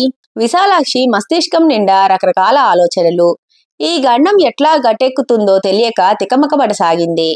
ఆడదాన్ని ఆడదే ప్రేమించిన వృత్తాంతము. చిలుక పంపిన సందేశమును పురుష రూపంలో ఉన్న విశాలాక్షి చదవసాగింది. ఓ వీరాది వీరా, మన్మథ రూపంలోనున్న నిన్ను చూడగానే నా మనసు చెలించింది. నీ రూపలావణ్యములు నన్ను మత్తెక్కిస్తున్నాయి. నీ మగధనము నన్ను పరవశురాల్ని చేస్తోంది. అద్భుత ఫలపుష్పాలను నీ వీరత్వమును చూసి వరించకుండా నేనెట్లుండగలను? నీపై మరులుకొని ఉన్నాను మగరేడా అంటూ శృంగార కవిత్వాన్ని వ్రాసి ఊరుకొనక ఉండబట్టలేక ఒకనాటి అర్ధరాత్రి సంగీత సాధన అనే నెపంతో చెలికత్తెనొక దానిని వెంటబెట్టుకొని మగవేషంలోనున్న విశాలాక్షి భవనానికి వచ్చింది. ఆమె రాకుమాతి వసంత తిలక. ఒక వనిత, అపురూప లావణ్యవతి. అందమైన రూపలావణ్యములతో చూపరులనిట్టే ఆకర్షించే అద్భుత సౌందర్య రాశి. ఆమెను చూడగానే పురుష విశాలాక్షి, కన్యామణి, నీవు రాకుమాతెవు. పెద్దల అనుమతి లేనిదే నీవిట్లు సాహసించతగునా? ఇంత అర్ధరాత్రి వేళ పరపురుషుని శయన మందిరమునకు నీవిట్లు స్వతంత్రించి రారాదు. అది ఉభయులకు శ్రేయస్కరం కాదు. కావున రాచమర్యాదలకు తలవొగ్గి వెనుదిరిగి పొమ్ము అని సున్నితంగా ఆమెను తిరస్కరించింది. వెనుదిరిగిన వసంత తిలక తన మనసులోని కోరికను తల్లిదండ్రుల ముందు తెలియజేసింది. అంతటా రాజుగారే స్వయంగా వచ్చి, ఓ మగధీరా, నాకు పుత్రులు లేరు. ఒక్కతే పుత్రిక, ఆమెయే వసంత తిలక. అందచందాలలోనూ విద్యా వినయ సంపత్తిలోనూ ఆరితేరిన దిట్ట. వారసులు లేని నా రాజ్యంపై వైరులందరూ దండెత్తాలని చూస్తున్నారు. నేనా పెద్దవాడినై పోయాను. కనుక నా పుత్రికను పరిణయమాడి నా రాజ్యభారం వహించి వైరుల పన్నాగాలను వమ్ము చేయి. నా రాజ్యాన్ని శత్రురాజుల నుండి కాపాడు అని తన కోరికను వెలిబుచ్చాడు. రాజంతటి వాడే అర్థిస్తూ ఉంటే కాదనలేక, అవుననలేక, నిజం చెప్పలేక మిన్నకుండిపోయింది విశాలాక్షి. విశాలాక్షి మౌనాన్ని అంగీకారంగా తీసుకున్న రాజు మరికొద్ది రోజుల్లోనే వసంత తిలకకు విశాలాక్షికి వివాహం జరిపించాడు. విధి వారిని వెకిరించినట్లయింది. విశాలాక్షికి ఏం చేయాలో తోచటం లేదు. పాపం ఆ అభాగ్యురాలు వసంత తిలకకు నిజం తెలిస్తే ఏమవుతుందో? ఆమె నన్ను పెండ్లాడటమేమిటి? విధి వైపరీత్యం గాక దీనికంతకు కాలమే బదులు ఇవ్వగలదనుకుని విశాలాక్షి సరిపెట్టుకుంది. ఒకనాటి సాయంత్రం పురుష విశాలాక్షి వసంత తిలకతో, దేవి, నీతో ఒక ముఖ్య విషయం చెప్పటం మరిచాను. నాకొక మునిశాపం ఉన్నది. ఇంతకు పూర్వం నేనొక పొరపాటు చేయటం వలన మునిశాపానికి గురయ్యాను. పెళ్ళైన సంవత్సరంలోగా భార్యను తాకితే మరణం సంభవిస్తుందని మునిశాపం పెట్టాడు. కావున ఏడాది వరకు మనమిద్దరము ఒకరినొకరు తాకరాదు. నిత్యము గుర్తుంచుకొని మసలుకొనుము. సంవత్సరం దాటిన తర్వాత మనమిద్దరం హాయిగా ఉండవచ్చు అని వసంత తిలకతో చెప్పగా ఆమె సరే అని అంగీకరించింది. తప్పదు గదా. మరి కొన్నాళ్లకు మహారాజు ముసలితనంతో మరణించాడు. పురుష రూపంలోనున్న విశాలాక్షినే రాజుగా చేసి పట్టం కట్టారు. సంవత్సరం గడిచింది. ఎప్పుడెప్పుడా అని ఎదురు చూస్తున్న వసంత తిలక ఆనందానికి హద్దులు లేకుండా పోయింది. ఒకనాటి శుభరాత్రి తన భర్త గదిలోనికి వెళ్ళింది. వసంత తిలకను చూడగానే విశాలాక్షి, ఓ రాజకుమారి, నీకు ఇంతవరకు తెలియని నిజం చెబుతున్నాను విను. నేను కూడా నీవలే ఆడదాన్నే. పరిస్థితుల ప్రాబల్యం వలన నిజం చెప్పలేకపోయాను. నాకింతకు పూర్వమే వివాహం జరిగింది. నా భర్త పేరు కింసుక శాస్త్రి. పరిస్థితులు మమ్మల్ని విడదీశాయి. అన్ని రోజులు ఒకలాగా ఉండవు కదా. మంచి వెనుక చెడు, చెడు వెనుక మంచి తప్పక ఉంటుందంటారు. అట్లే నా భర్త తప్పక నన్ను కలుసుకొనగలడు. అతడే నీకు మొగుడు కూడా కాగలడు అంటూ ఓదార్చింది. అనుకున్నట్లుగానే మదనుడనే పేరుతో కింసుక శాస్త్రి దేశ దేశాలలో తన పాండిత్యాన్ని మెరుగుపరుచుకున్నాడు. మరికొన్ని దినములకు విశాలాక్షి ఉన్న రాజ్యం చేరుకొని తన భాషా పాండిత్యానికి మెరుగులు దిద్దుకుంటుండగా విశాలాక్షి గుర్తించింది. అతనినే వారిద్దరూ తమ భర్తగా అంగీకరించారు. కింసుక శాస్త్రి వృత్తాంతము. సింహం గర్జనకు భయపడి గుర్రం పరుగు లంఘించుకుంది. ఆ తొత్తరపాటులో కింసుక శాస్త్రి గుర్రం మీద నుండి కింద పడిపోయాడు. విశాలాక్షి గుర్రాన్ని అదుపు చేయలేకపోయింది. 1 యోజన దూరం వరకు పోయి నెమ్మదిగా ఆగింది. అప్పటికే కింద పడిన కింసుక శాస్త్రి పడుతూ లేస్తూ ముక్కుతూ మూలుగుతూ అడుగులో అడుగులు వేసుకుంటూ నెమ్మదిగా నడుస్తూ ఉన్నాడు. కళ్ళు బైర్లు కమ్ముతున్నాయి. దాహంతో నాలుక పిడుచుకట్టుపోతూ ఉంది. కొంత దూరం పోయి దాహం దాహం అంటూ సొమ్మసిల్లి పడిపోయాడు. ఇంతలో ఆ ప్రాంతపు రాజైన మదనుడు సింహగర్జన విని అటుగా రాసాగాడు. ఆ రాజు సింహాన్నెట్లాగైనా చంపి ప్రజలను రక్షించాలనే కృతనిశ్చయంతో 10 దినముల నుండి అక్కడే బస చేసి ఉన్నాడు. వేటకై వస్తున్న ఆ రాజు కిందపడి మూలుగుతూ ఉన్న కింసుక శాస్త్రిని చూశాడు.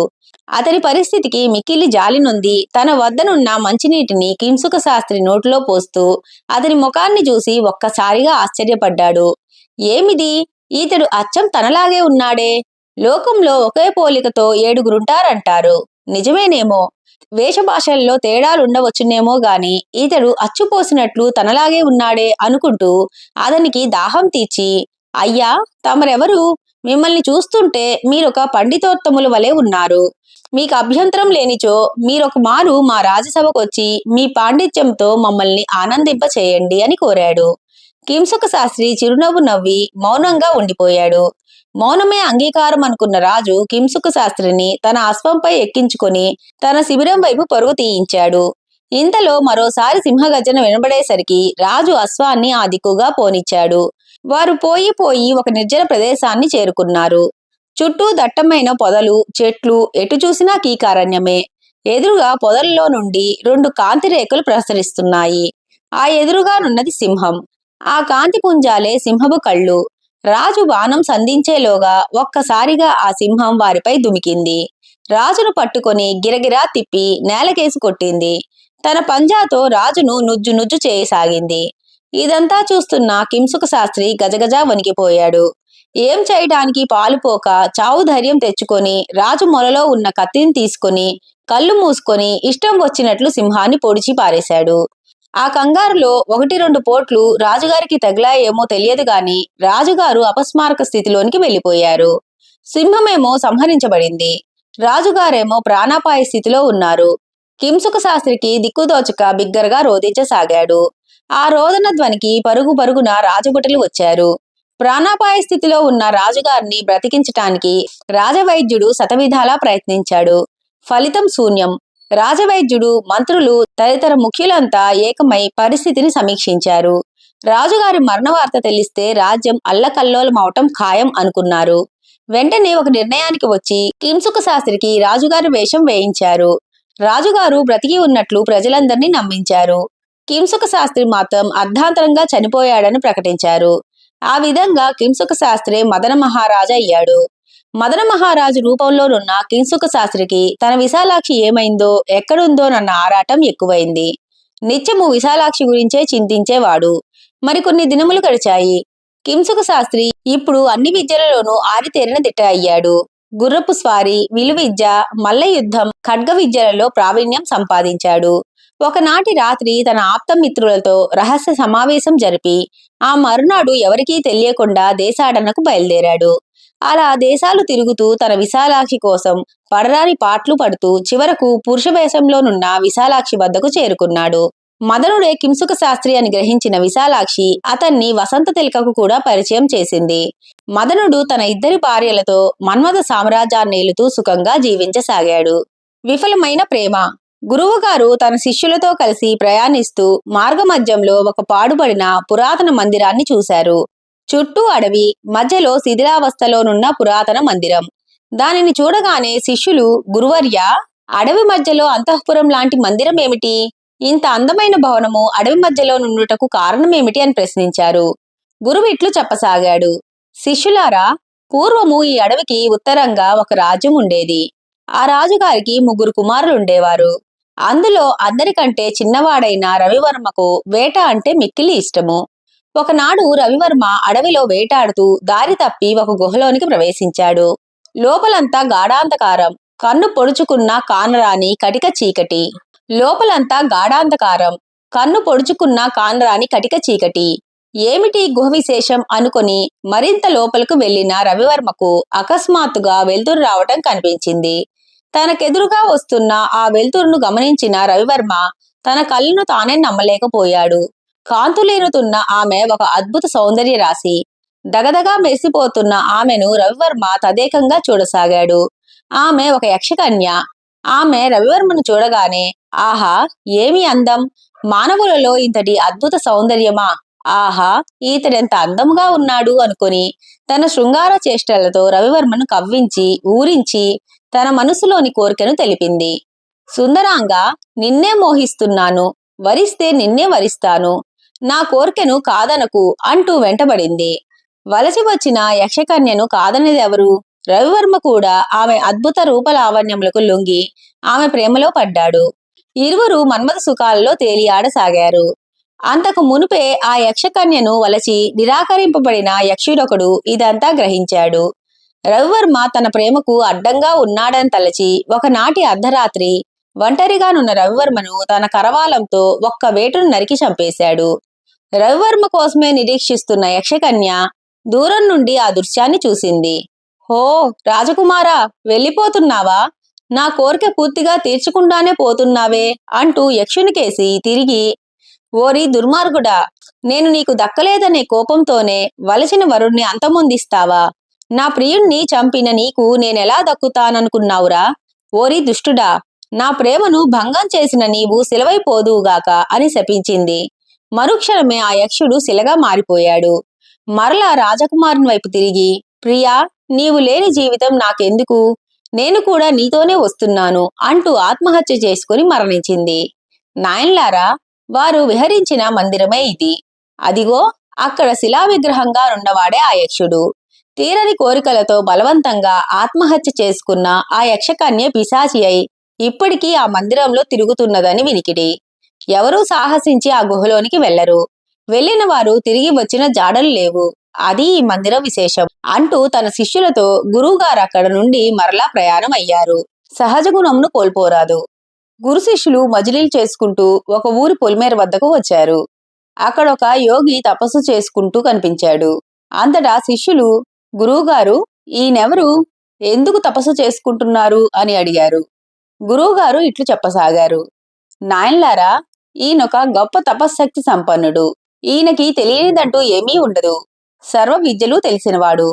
అంతేకాదు, ఈతనికి జంతు భాష కూడా వచ్చు. కొంచెం సేపు ఆగండి, ఈయననే అడిగి కొన్ని ధర్మసూత్రాలు తెలుసుకుందాం అన్నాడు. సరే అన్నారు శిష్యులు. కొంతసేపటికి ఆ యోగి కళ్ళు తెరిచి ఎదురుగానున్న గురు శిష్యులను చూశాడు. ఎవరు మీరు?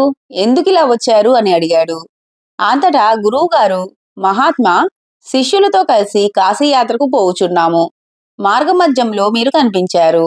మీ వలన కొన్ని ధర్మ సూక్ష్మములను వినాలనే కుతూహలంతో ఉన్నాము. సెలవీయండి అన్నాడు. నాయన్లారా, వినండి. ఈ సకల చరాచర జీవరాశులు తమ తమ స్వభావ సిద్ధమైన సహజ గుణములను వీడరాదు. సహజ గుణమును వీడిన ప్రతి ప్రాణి పలు ఇబ్బందులకు గురవుతుంది. శ్రమ తెలియకుండా ఉండేందుకు మీకొక చక్కని ఉదాహరణ చెబుతాను, వినండి. నేనొకనాడు స్నానం ఆచరించుటకు కోనేటికి పోవుచూ ఉండగా దారిలో నా మార్గానికి అడ్డంగా ఒక విషసర్పం ఉండటం కనిపించింది. వెంటనే నేను, ఓ విషసర్పమా, నేను నిన్నెట్లు దాటిపోగలను? నిన్ను దాటుట మంచిది కాదు. నీవు పక్కకి తొలగిపోయినచో నేను పోయి స్నానం ఆచరించగలవాడను. తపస్సాలినైన నేను నీకు భయపడను. కాని నిన్ను చూసిన వారందరూ భయపడిపోతారు. కారణం నీ విష స్వభావమే. మంచిగా మారి యశస్సును పొందు అన్నాడు. ఆనాటి నుండి నేను చెప్పిన మాటలను ఆలకించిన ఆ సర్పరాజు మంచిగా మారిపోయింది. నా మాటలతో ఆ సర్పరాజుకి జ్ఞానోదయం అయింది. సాధు స్వభావిగా మెలగాలనుకుంది. వెంటనే మంచిగా మారిపోయింది. నాటి నుండి ఆ సర్పం సాధు స్వభావిగా మెలగజొచ్చింది. ఎవరిని ఏమీ చేసేది కాదు. అంటే ఎవ్వరిపై బుసకొట్టేది కాదు. ఎవరెంత హింసించినా తప్పుకుపోయేదే కాని ఎదురు తిరిగేది కాదు. ఒకనాడు సర్పం తన ఆహార సంపాదనకై పుట్ట నుండి బయటకు వచ్చింది. దానిని చూసిన కొందరు కాపరులు భయపడుతూ కొట్టసాగారు. ఎవరెంత హింసించినను ఎదురు తిరగని ఆ సర్పము వారికి లోకువైపోయింది. పశువులు, కాపరులు, పిల్లలు అందరూ లోకువ కట్టి సర్పాన్ని పుట్టలో నుండి బయటకు తీసి తోకతో నేలనేసి కొడుతూ ఆడుకుంటూ హింసించసాగారు. తనకెంతటి గాయాలైనా సరే ఓర్చుకొని చిక్కి శల్యమై సాధు స్వభావిగానే మెలగసాగింది. ప్రతిసారి మహర్షి నా మాటలు జ్ఞప్తికి తెచ్చుకుంటూ ఎదురు తిరిగేది కాదు. దాంతో అది ప్రజలకు లోకువైపోయింది. తీవ్ర ఇబ్బందులు పడుతూ ముక్కుతూ మూలుగుతూ జీవించసాగింది. ఇలా ఉండగా కొన్నాళ్లకు నేను మరలా నదీ స్నానానికి పోతూ సర్పరాజవును చూడటం తటస్థించింది. ఓహో సర్పరాజమా, ఎలా ఉన్నావు అంటూ చూసేసరికి, అరెరే, ఏమైంది నీకు, ఇలా చిక్కి శల్యమైపోయావేమిటి, నిన్నీ స్థితికి తెచ్చిందెవరు అంటూ ప్రశ్నల వర్షం కురిపించాను. అయ్యా మహానుభావ, ఏమి చెప్పను, ఇంతకు ముందు మీరు నాకు హితబోధ చేసిద్రి కదా, దాని ప్రభావమే ఇది. నేను మంచిగా సాధు స్వభావిగా మారినందుకు ఈ శిక్షని అనుభవించవలసి వస్తోంది. అందరూ నన్ను చులకనగా చూసి లోకువ గట్టి నాతో బొమ్మలాట ఆడుకుంటున్నారు. రోజు రోజుకి క్షీణించిపోతూ ఉన్నాను. పుట్టలో చెయ్యి పెట్టి మరీ లాగుతున్నారు నన్ను. ఏం చేయాలో పాలుపోవటం లేదు అని దీనంగా చెప్పింది. అంతట నేను, ఓసి, నీ తెలివి తెల్లారిపోను, నిన్ను సాధు స్వభావిగా ఉండమన్నానే గాని నీ సహజగుణమైన స్వరక్షణను వదిలివేయమన్నానా? మన జీవితాన్ని మనం రక్షించుకోకపోతే మరెవరు రక్షిస్తారు? భగవంతుడు ప్రతి ప్రాణికి స్వరక్షణా గుణం ఇస్తాడు.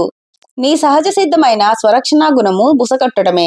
అనవసరంగా అందర్నీ కాటువేసి చంపవద్దన్నాను గాని బుసకొడుతూ నిన్ను రక్షించుకోవద్దన్నానా? బుసకొట్టి భయపెట్టి ప్రాణరక్షణ గావించుకొనటం సర్పాల సహజ లక్షణం. అది వీడి ప్రాణం మీదకి తెచ్చుకున్నావు. ఇప్పటికైనను మించిపోయింది లేదు. బుసకొట్టి భయపెట్టు, సాధు స్వభావిపై కాటు వేయకు, నీకంతా మేలే జరుగుతుంది అని దీవించాను. ఆనాటి నుండి యథాప్రకారంగా బుసకొడుతూ భయపెడుతూ బ్రతకసాగింది పాము. బుసకొడటం చూసి ప్రజలందరూ దాని దరిదాపులకు వచ్చేవారు కారు. అనతి కాలంలోనే అది తన పూర్వ వైభవాన్ని సంతరించుకొని సాధు స్వభావి అయి అత్యంత ముక్తి నొందెను అని చెప్పాడు యోగి. గురు శిష్యులు మర్నాడు తమ ప్రయాణాన్ని యథావిధిగా కొనసాగించారు. మంత్రి పదవి. పూర్వము వైశాలి నగరంలో వీరగుప్తుడనే యువకుడు ఉండేవాడు. వాడు మంచి తెలివితేటలు కలవాడు, నేర్పరి బుద్ధిశాలి, ఎంతటి అపాయాన్నైనా ఉపాయంతో ఎదుర్కొనగల ధీశాలి. అయితే అతడు సరైన ఉద్యోగం లేక బాధపడుతూ ఉండేవాడు. తగిన ఉద్యోగం కోసం వెతుక్కుంటూ రాజధాని నగరంలో తిరుగుతూ ఉండేవాడు. ఆ నగరాన్ని ధర్మాంధుడనే రాజు పాలిస్తూ ఉన్నాడు. కొన్నాళ్ల క్రితమే అతని వద్ద ఉండే మంత్రి మరణించాడు. మంత్రి పదవి కోసం చాలా మంది ప్రయత్నించసాగారు. ఆ మంత్రి పదవిని తమకిమ్మని ఎందరో కోరారు. అయితే ధర్మాంగదుడు మంత్రి పదవి కోసం వచ్చిన వారిని కొన్ని ప్రశ్నలు వేసి సంతృప్తికరమైన సరైన సమాధానాలు ఇచ్చిన వానికి మంత్రి పదవిని ఇద్దామనుకున్నాడు. కాని వచ్చిన వారెవ్వరూ సరైన సమాధానాలు ఇవ్వలేకపోవటంతో విసుగు చెంది ధర్మాంగదుడు తన కోట గుమ్మంపై ఒక పెద్ద ప్రకటన పత్రికను వేలాడదీయించాడు. రాజుగారి ప్రశ్నలకు సంతృప్తికరమైన సరైన సమాధానాలు ఇచ్చిన వానికి మంత్రి పదవి ఇవ్వబడును అని ప్రకటన సారాంశం.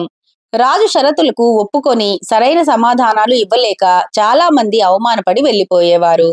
తగిన ఉద్యోగం కోసం వెతుక్కుంటూ వచ్చిన వీరగుప్తునికి కోట గుమ్మంపై వేలాడదీయబడిన ప్రకటన కనపడింది. భలే మంచి అవకాశం అనుకున్నాడు. ఒక చీటీపై తన పేరు, ఊరు, చిరునామా రాసి, రాజా, మీ ప్రశ్నలకు సరైన సమాధానాలు ఇవ్వగలను, నాకొక అవకాశం ఇవ్వండి అని వ్రాసి దానిని రాజుగారి వద్దకు పంపాడు. అప్పటికే రాజు అనేక మందిని పరీక్ష చేయడం, వారు విఫలం చెంది వెనుదిరిగిపోవటంతో విసుగు చెంది ఉద్యానవనంలో విశ్రమిస్తున్న రాజు అయిష్టంగానే సరే లోపలికి పంపండి అని ఆజ్ఞాపించాడు. వీరగుప్తుడు రాజసభలో ప్రవేశించి, రాజా, మీ ప్రశ్నలకు సరైన సమాధానాలు చెప్పి మిమ్ము మెప్పించగలవాడను, అందరికీ వందనములు అంటూ తనకు చూపించిన ఆసనంపై ఆసీనుడయ్యాడు. వీరగుప్తుని ధీర గంభీర వర్చస్సును, నడకను, అతని వినయ విధేయతలను పరిశీలించిన రాజు ఎంతగానో సంతోషించాడు. తన ప్రశ్నకు సరైన సమాధానాలు ఇవ్వగలిగిన వ్యక్తి ఇతడే. వీరగుప్తుడు అన్ని విధాలా మంత్రి పదవికి అర్హుడే అనుకుంటూ, వీరగుప్త, 12లో 4 పోతే ఎంత అని ప్రశ్నించాడు. వీరగుప్తుడు వెంటనే 0 అని జవాబిచ్చాడు. సభలోని వారంతా ఒక్కసారిగా గొల్లుమని నవ్వసాగారు. రాజుగారే అతి తేలికైన ప్రశ్న వేస్తే వీడేమిటి 12లో 4 పోతే 0 అంటాడు అని సభికులు ముచ్చటించుకోసాగారు. మంత్రి పదవికొచ్చిన వానిని ఎవరినైనా ఇంత తేలికైన ప్రశ్న వేస్తారా అనుకున్నారు. అయినను ఈ బడుద్దాయి దానికి కూడా సరైన సమాధానం చెప్పలేకపోయాడు. మరి వీడెందుకొచ్చినట్లో అనుకుంటూ నవ్వుకోసాగారు. ఇలా అందరూ తలొక విధంగా అనుకుని నవ్వుకోసాగారు. ఇంతలో ధర్మాంగద మహారాజు తన సింహాసనం పైనుండి లేచి సభికులనుద్దేశించి, సభికులారా, ఇంతకాలానికి నాకు తగిన మంత్రి ఈ వీరగుప్తుని రూపంలో వచ్చాడు. సభాష్ వీరగుప్త, సరైన సమాధానమిచ్చి నన్ను సంతృప్తుని చేశావు. నీ అందడి బుద్ధి చతురత కలిగిన వారెవరూ నాకింతవరకు తారసపడలేదు. నీవు నాకెంతో నచ్చావు. నేడెంతో సుదినము. ఇదిగో ఈ మంత్రిత్వ ముద్రికను తీసుకొని మంత్రి పదవిని అలంకరించు. సభాసదులారా, నేటి నుండి ఈ వీరగుప్తుడే మన ప్రధానమంత్రి అంటూ అప్పటికప్పుడే వీరగుప్తునికి మంత్రి పదవిని కట్టబెట్టాడు. అంతవరకు విమర్శించుకొని నవ్వుకుంటున్న వారంతా ఒక్కసారిగా అవాక్కైపోయారు. పరీక్షలు చేసి చేసి రాజుగారికి మతేమైనా చెల్లించలేదు కదా. రాజంత మూర్ఖుడు. 12లో 4 పోతే 0 అవుతుందా? ఇదేమి చోద్యం? ఇంతకు ముందు ఎందరినో కఠినంగా పరీక్షించి వారిని కాదని పొమ్మన్నారు. మరి అది తేలికైన ప్రశ్న వేసి దానికి కూడా సరైన సమాధానం చెప్పని ఈ వీరగుప్తుని మెచ్చుకుంటున్నారేమిటి? ఇంత తేలికైన ప్రశ్నకు కూడా సరైన జవాబు చెప్పని ఇతనిని మంత్రిగా చెయ్యటం అన్యాయం, అక్రమం అంటూ రాజా సరైన జవాబివ్వని ఇతనిని మంత్రిగా చేయటంలో గల ఔచిత్యమేమిటో సెలవిస్తారా అని అడిగారు. అంతటా ధర్మాంగదుడు, సభికులారా, వీరగుప్తుడు మంత్రి పదవికి ఎలా అర్హుడు? 12లో 4 పోతే 0 ఎలా అవుతుందని కదా మీ సందేహం? వినండి, ఇదొక బుద్ధి చతురతకు సంబంధించిన ప్రశ్న. భౌతికంగా 12లో 4 పోతే 8 అని అందరికీ తెలుసు. కానీ నా అభిప్రాయం ప్రకారం 12 నెలల్లో ముఖ్యమైన 4 వర్షాకాలపు నెలలు పోతే, అంటే వర్షాకాలమే లేకుంటే ఏం మిగులుతుంది అని అడిగాను. వర్షాలు పడకపోతే మన బ్రతుకంతా శూన్యమే గదా. నా ప్రశ్నకు అర్థవంతమైన జవాబు చెప్పిన ఈ వీరగుప్తుడే మంత్రి పదవికి అర్హుడు. ఇతని బుద్ధి కుశలత శ్లాఘనీయమైనది. వీరగుప్తుని మంత్రిత్వంతో మన రాజ్యం సుభిక్షంగా ఉండగలదని నమ్ముతున్నాను అంటూ ముగించాడు. అంతవరకు పలు రకాల విమర్శలు చేసిన వారందరూ తమ తెలివి తక్కువతనానికి తలలు దించుకున్నారు. నాటి నుండి వీరగుప్తుడు ఆ రాజ్యానికి ప్రధానమంత్రి అయి సుభిక్షంగా రాజ్యాన్ని పరిపాలింపజేశాడు. అదృష్టదీపుని అద్భుత చరిత్ర. పూర్వము దీపకాంతుడనే రాజుండేవాడు. అతని భార్య దేవేరి. రాజు రాణి ప్రజలను కన్నబిడ్డల వలె చూసుకునేవారు. వారికి లేక లేక ఒక కొడుకు పుట్టాడు. కొడుకు పుట్టిన వేళ విశేషమేమో గాని కొన్ని రోజులకు శత్రురాజులొచ్చి ఆ దేశంపై దండెత్తి రాజ్యాన్ని వశపరుచుకున్నారు. దీపకాంతుడు బందీ అయ్యాడు. అంతఃపురంలోనున్న రాణికి ఈ విషయం తెలిసి తన కొడుకును ఒక దాదికిచ్చి పెంచమని చెప్పి తాను మాత్రం రహస్య మార్గం గుండా తప్పించుకొని పారిపోయింది. దాది తన చాకచక్యంతో శత్రురాజుల కంటపడకుండా తప్పించుకొని అతి ప్రయాసతో ఒక అడవికి చేరింది. నిర్మానుష్యమైన ప్రదేశానికి చేరుకొని ఒక మర్రి చెట్టు కింద విశ్రమించసాగింది. అలసిపోయిందేమో పక్కనే బిడ్డను పెట్టుకుని నిద్రించసాగింది. ఇంతలో చెట్టు త్వరలో నుండి ఒక భయంకర సర్పం బయటకు వచ్చి గుర్రు పెట్టి నిద్రిస్తున్న దాదిని కాటువేసి పక్కనే ఉన్న బిడ్డను చూసి ఎండ పడకుండా పడగ పట్టింది. పాము కాటికి దాది నురగలు కక్కుకుంటూ చనిపోయింది. కొంతసేపటికి బిడ్డ ఆకలికి కేవు కేవుమంటూ ఏడవసాగింది. ఆ ప్రాంతంలో పశువులు కాస్తున్న గొల్లపిల్లలకు ఆ కేక వినిపించింది. బిడ్డ ఏడుపు విన్న గొల్లపిల్లలు మర్రి చెట్టు దగ్గరికి వచ్చారు. పడగ పట్టిన పామును అదిలించి వెళ్ళగొట్టారు. బిడ్డను ఎత్తుకున్నారు. దాది చనిపోయిందని నిర్ధారించుకొని ఆ శిశువుతో సహా ఊరిలోనికి వచ్చి జరిగినదంతా తమ కుల పెద్దలకు చెప్పారు. ఆ కులపెద్ద ఆ బాలుని ఎత్తుకొని తనకు సంతానం లేకపోవటంతో అల్లారు ముద్దుగా పెంచుకోసాగారు.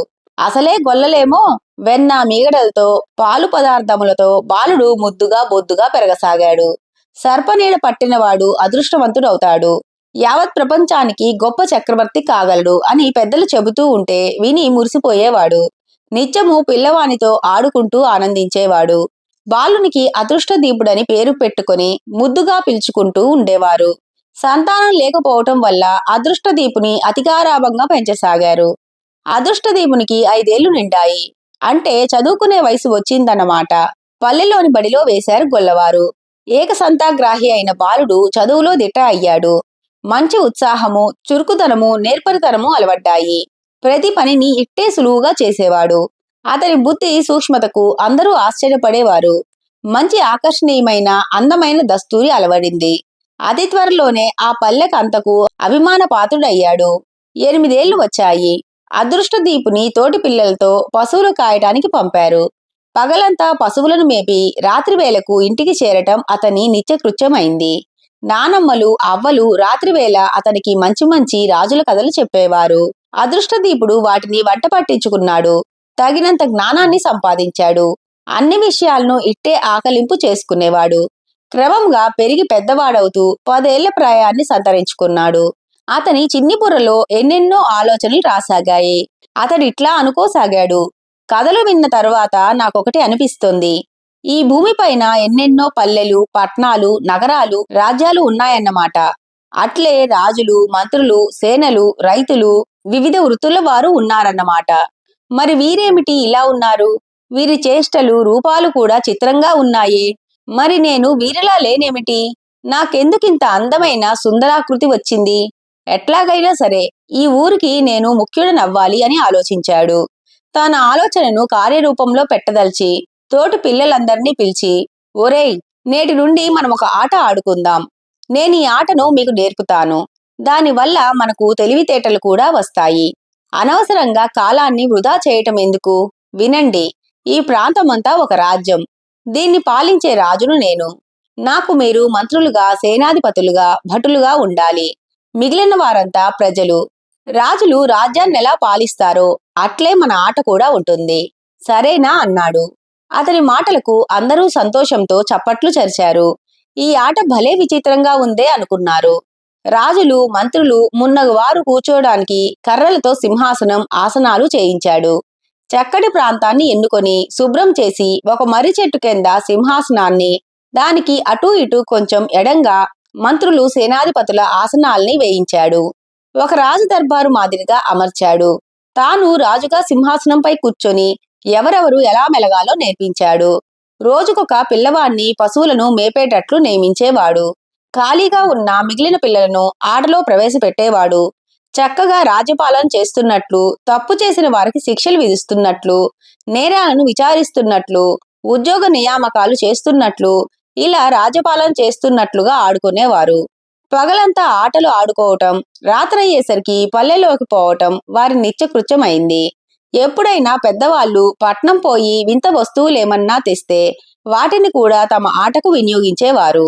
మారుమూల పల్లె కావటం వలన ఎవరూ అక్కడికి వచ్చేవారు కారు. ఇలా ఉండగా ఒకనాడు సింధు దేశపు రాజైన మదనసింహుడు వేట కోసం అటుగా వచ్చి శిబిరాలు వేయించాడు. ఈ విషయం అదృష్టదీపునికి తెలిసింది.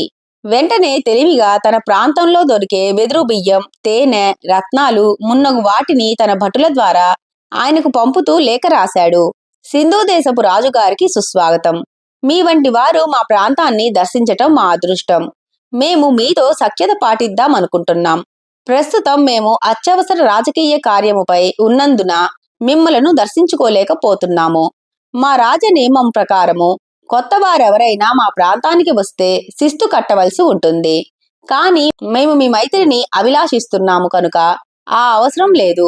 మీరు మా కానుకలను స్వీకరించండి. ఇట్లు అదృష్టదీపుడు, అమరావతి చక్రవర్తి అని వ్రాసి పంపాడు. కానుకలు స్వీకరించిన సింధురాజు మిగుల సంతసించాడు. చక్రవర్తి అంటే మహారాజు కంటే గొప్ప కదా అనుకొని చక్రవర్తి చేసిన మర్యాదకు మిక్కిలి సంతసించి అంతకు రెట్టింపు కానుకలను పంపాలనుకొని 1 ఏనుగును, 2 ఒంటెలను, 4 గుర్రాలను, పలు రకాలైన పట్టుబట్టలను, మణిమయ ఖడ్గాలను పంపుతూ మనిద్దరి మైత్రి కలకాలం వర్ధిల్లుగాక అని లేఖ రాసి పంపాడు. అదృష్టదీపుడు తను అనుకున్నట్లుగానే జరిగిందని తలచి ఆ సింధురాజు పంపిన కానుకలలో కొంత భాగాన్ని నేపాల రాజుకు పంపుతూ ఎప్పటి వలనే లేఖ రాసి పంపాడు. నేపాల రాజు సంతోషించి మరలా కొన్ని అద్భుత కానుకలను పంపాడు. వీటిలో కొంత భాగాన్ని విదర్భ దేశానికి పంపాడు. ఆయన మరలా కానుకలు పంపించాడు.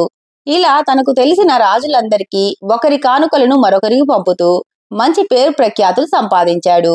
వచ్చిన కానుకల్లో కొంత భాగాన్ని ఉంచుకోవటం వలన అదృష్టదీపుడికి ఏనుగులు, గుర్రాలు, ఒంటెలు, మణిమాణిక్యాలు, రత్నాలు, పట్టుబట్టలు మున్నగువెన్నో సమకూరాయి. వాటితో దాన ధర్మాలు చేయటం, ప్రతి రాజకూడలిలో సత్రాలు కట్టించటం, చెరువులు త్రవ్వించటం, రోడ్లు వేయించటం, ప్రజలకు ఉపయోగపడే పనులన్నిటినో చేసి అదృష్టదీపుడు ప్రపంచ ప్రఖ్యాతి గాంచాడు. ఎక్కడ చూసినా అదృష్టదీప చక్రవర్తి యొక్క గుణగణములను శ్లాఘించే చర్చలే. అనతి కాలంలోనే అదృష్టదీపునికి రాజులందరూ మిత్రులయ్యారు. అతని పేరు ప్రఖ్యాతులు నలుదిక్కులా వ్యాపించాయి. ఒకనాడు రాజులందరూ కాశీ పుణ్యక్షేత్రంలో జరిగే విశ్వేశ్వర పూజా మహోత్సవానికి విచ్చేశారు. అక్కడ రాజులందరూ ఎవరికి వారే అదృష్టదీప చక్రవర్తి మాకు మిత్రుడంటే మాకు మిత్రుడని గర్వంగా చెప్పుకోసాగారు.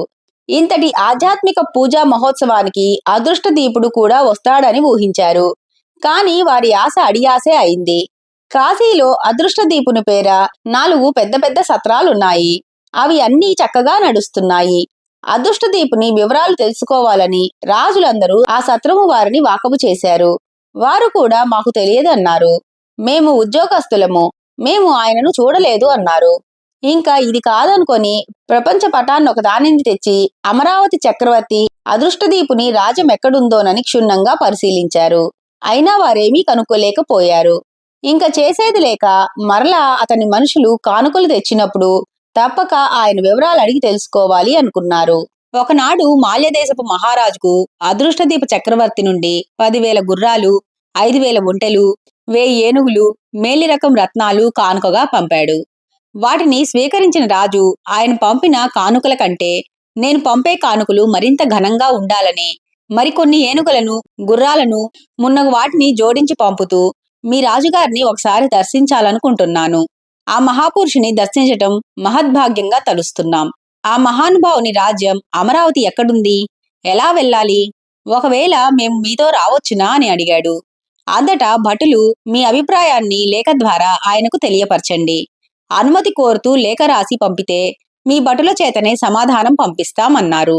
రాజుగారి భటులు తమ భటులతో సహా వస్తున్నారని వేగుల ద్వారా విన్న అదృష్టదీపుడు వారొస్తే తన రహస్యం బట్టబయలవుతుందని తలచి అదృష్టదీప మహారాజు గారు ప్రస్తుతం తీర్థయాత్రలలో ఉన్నారు.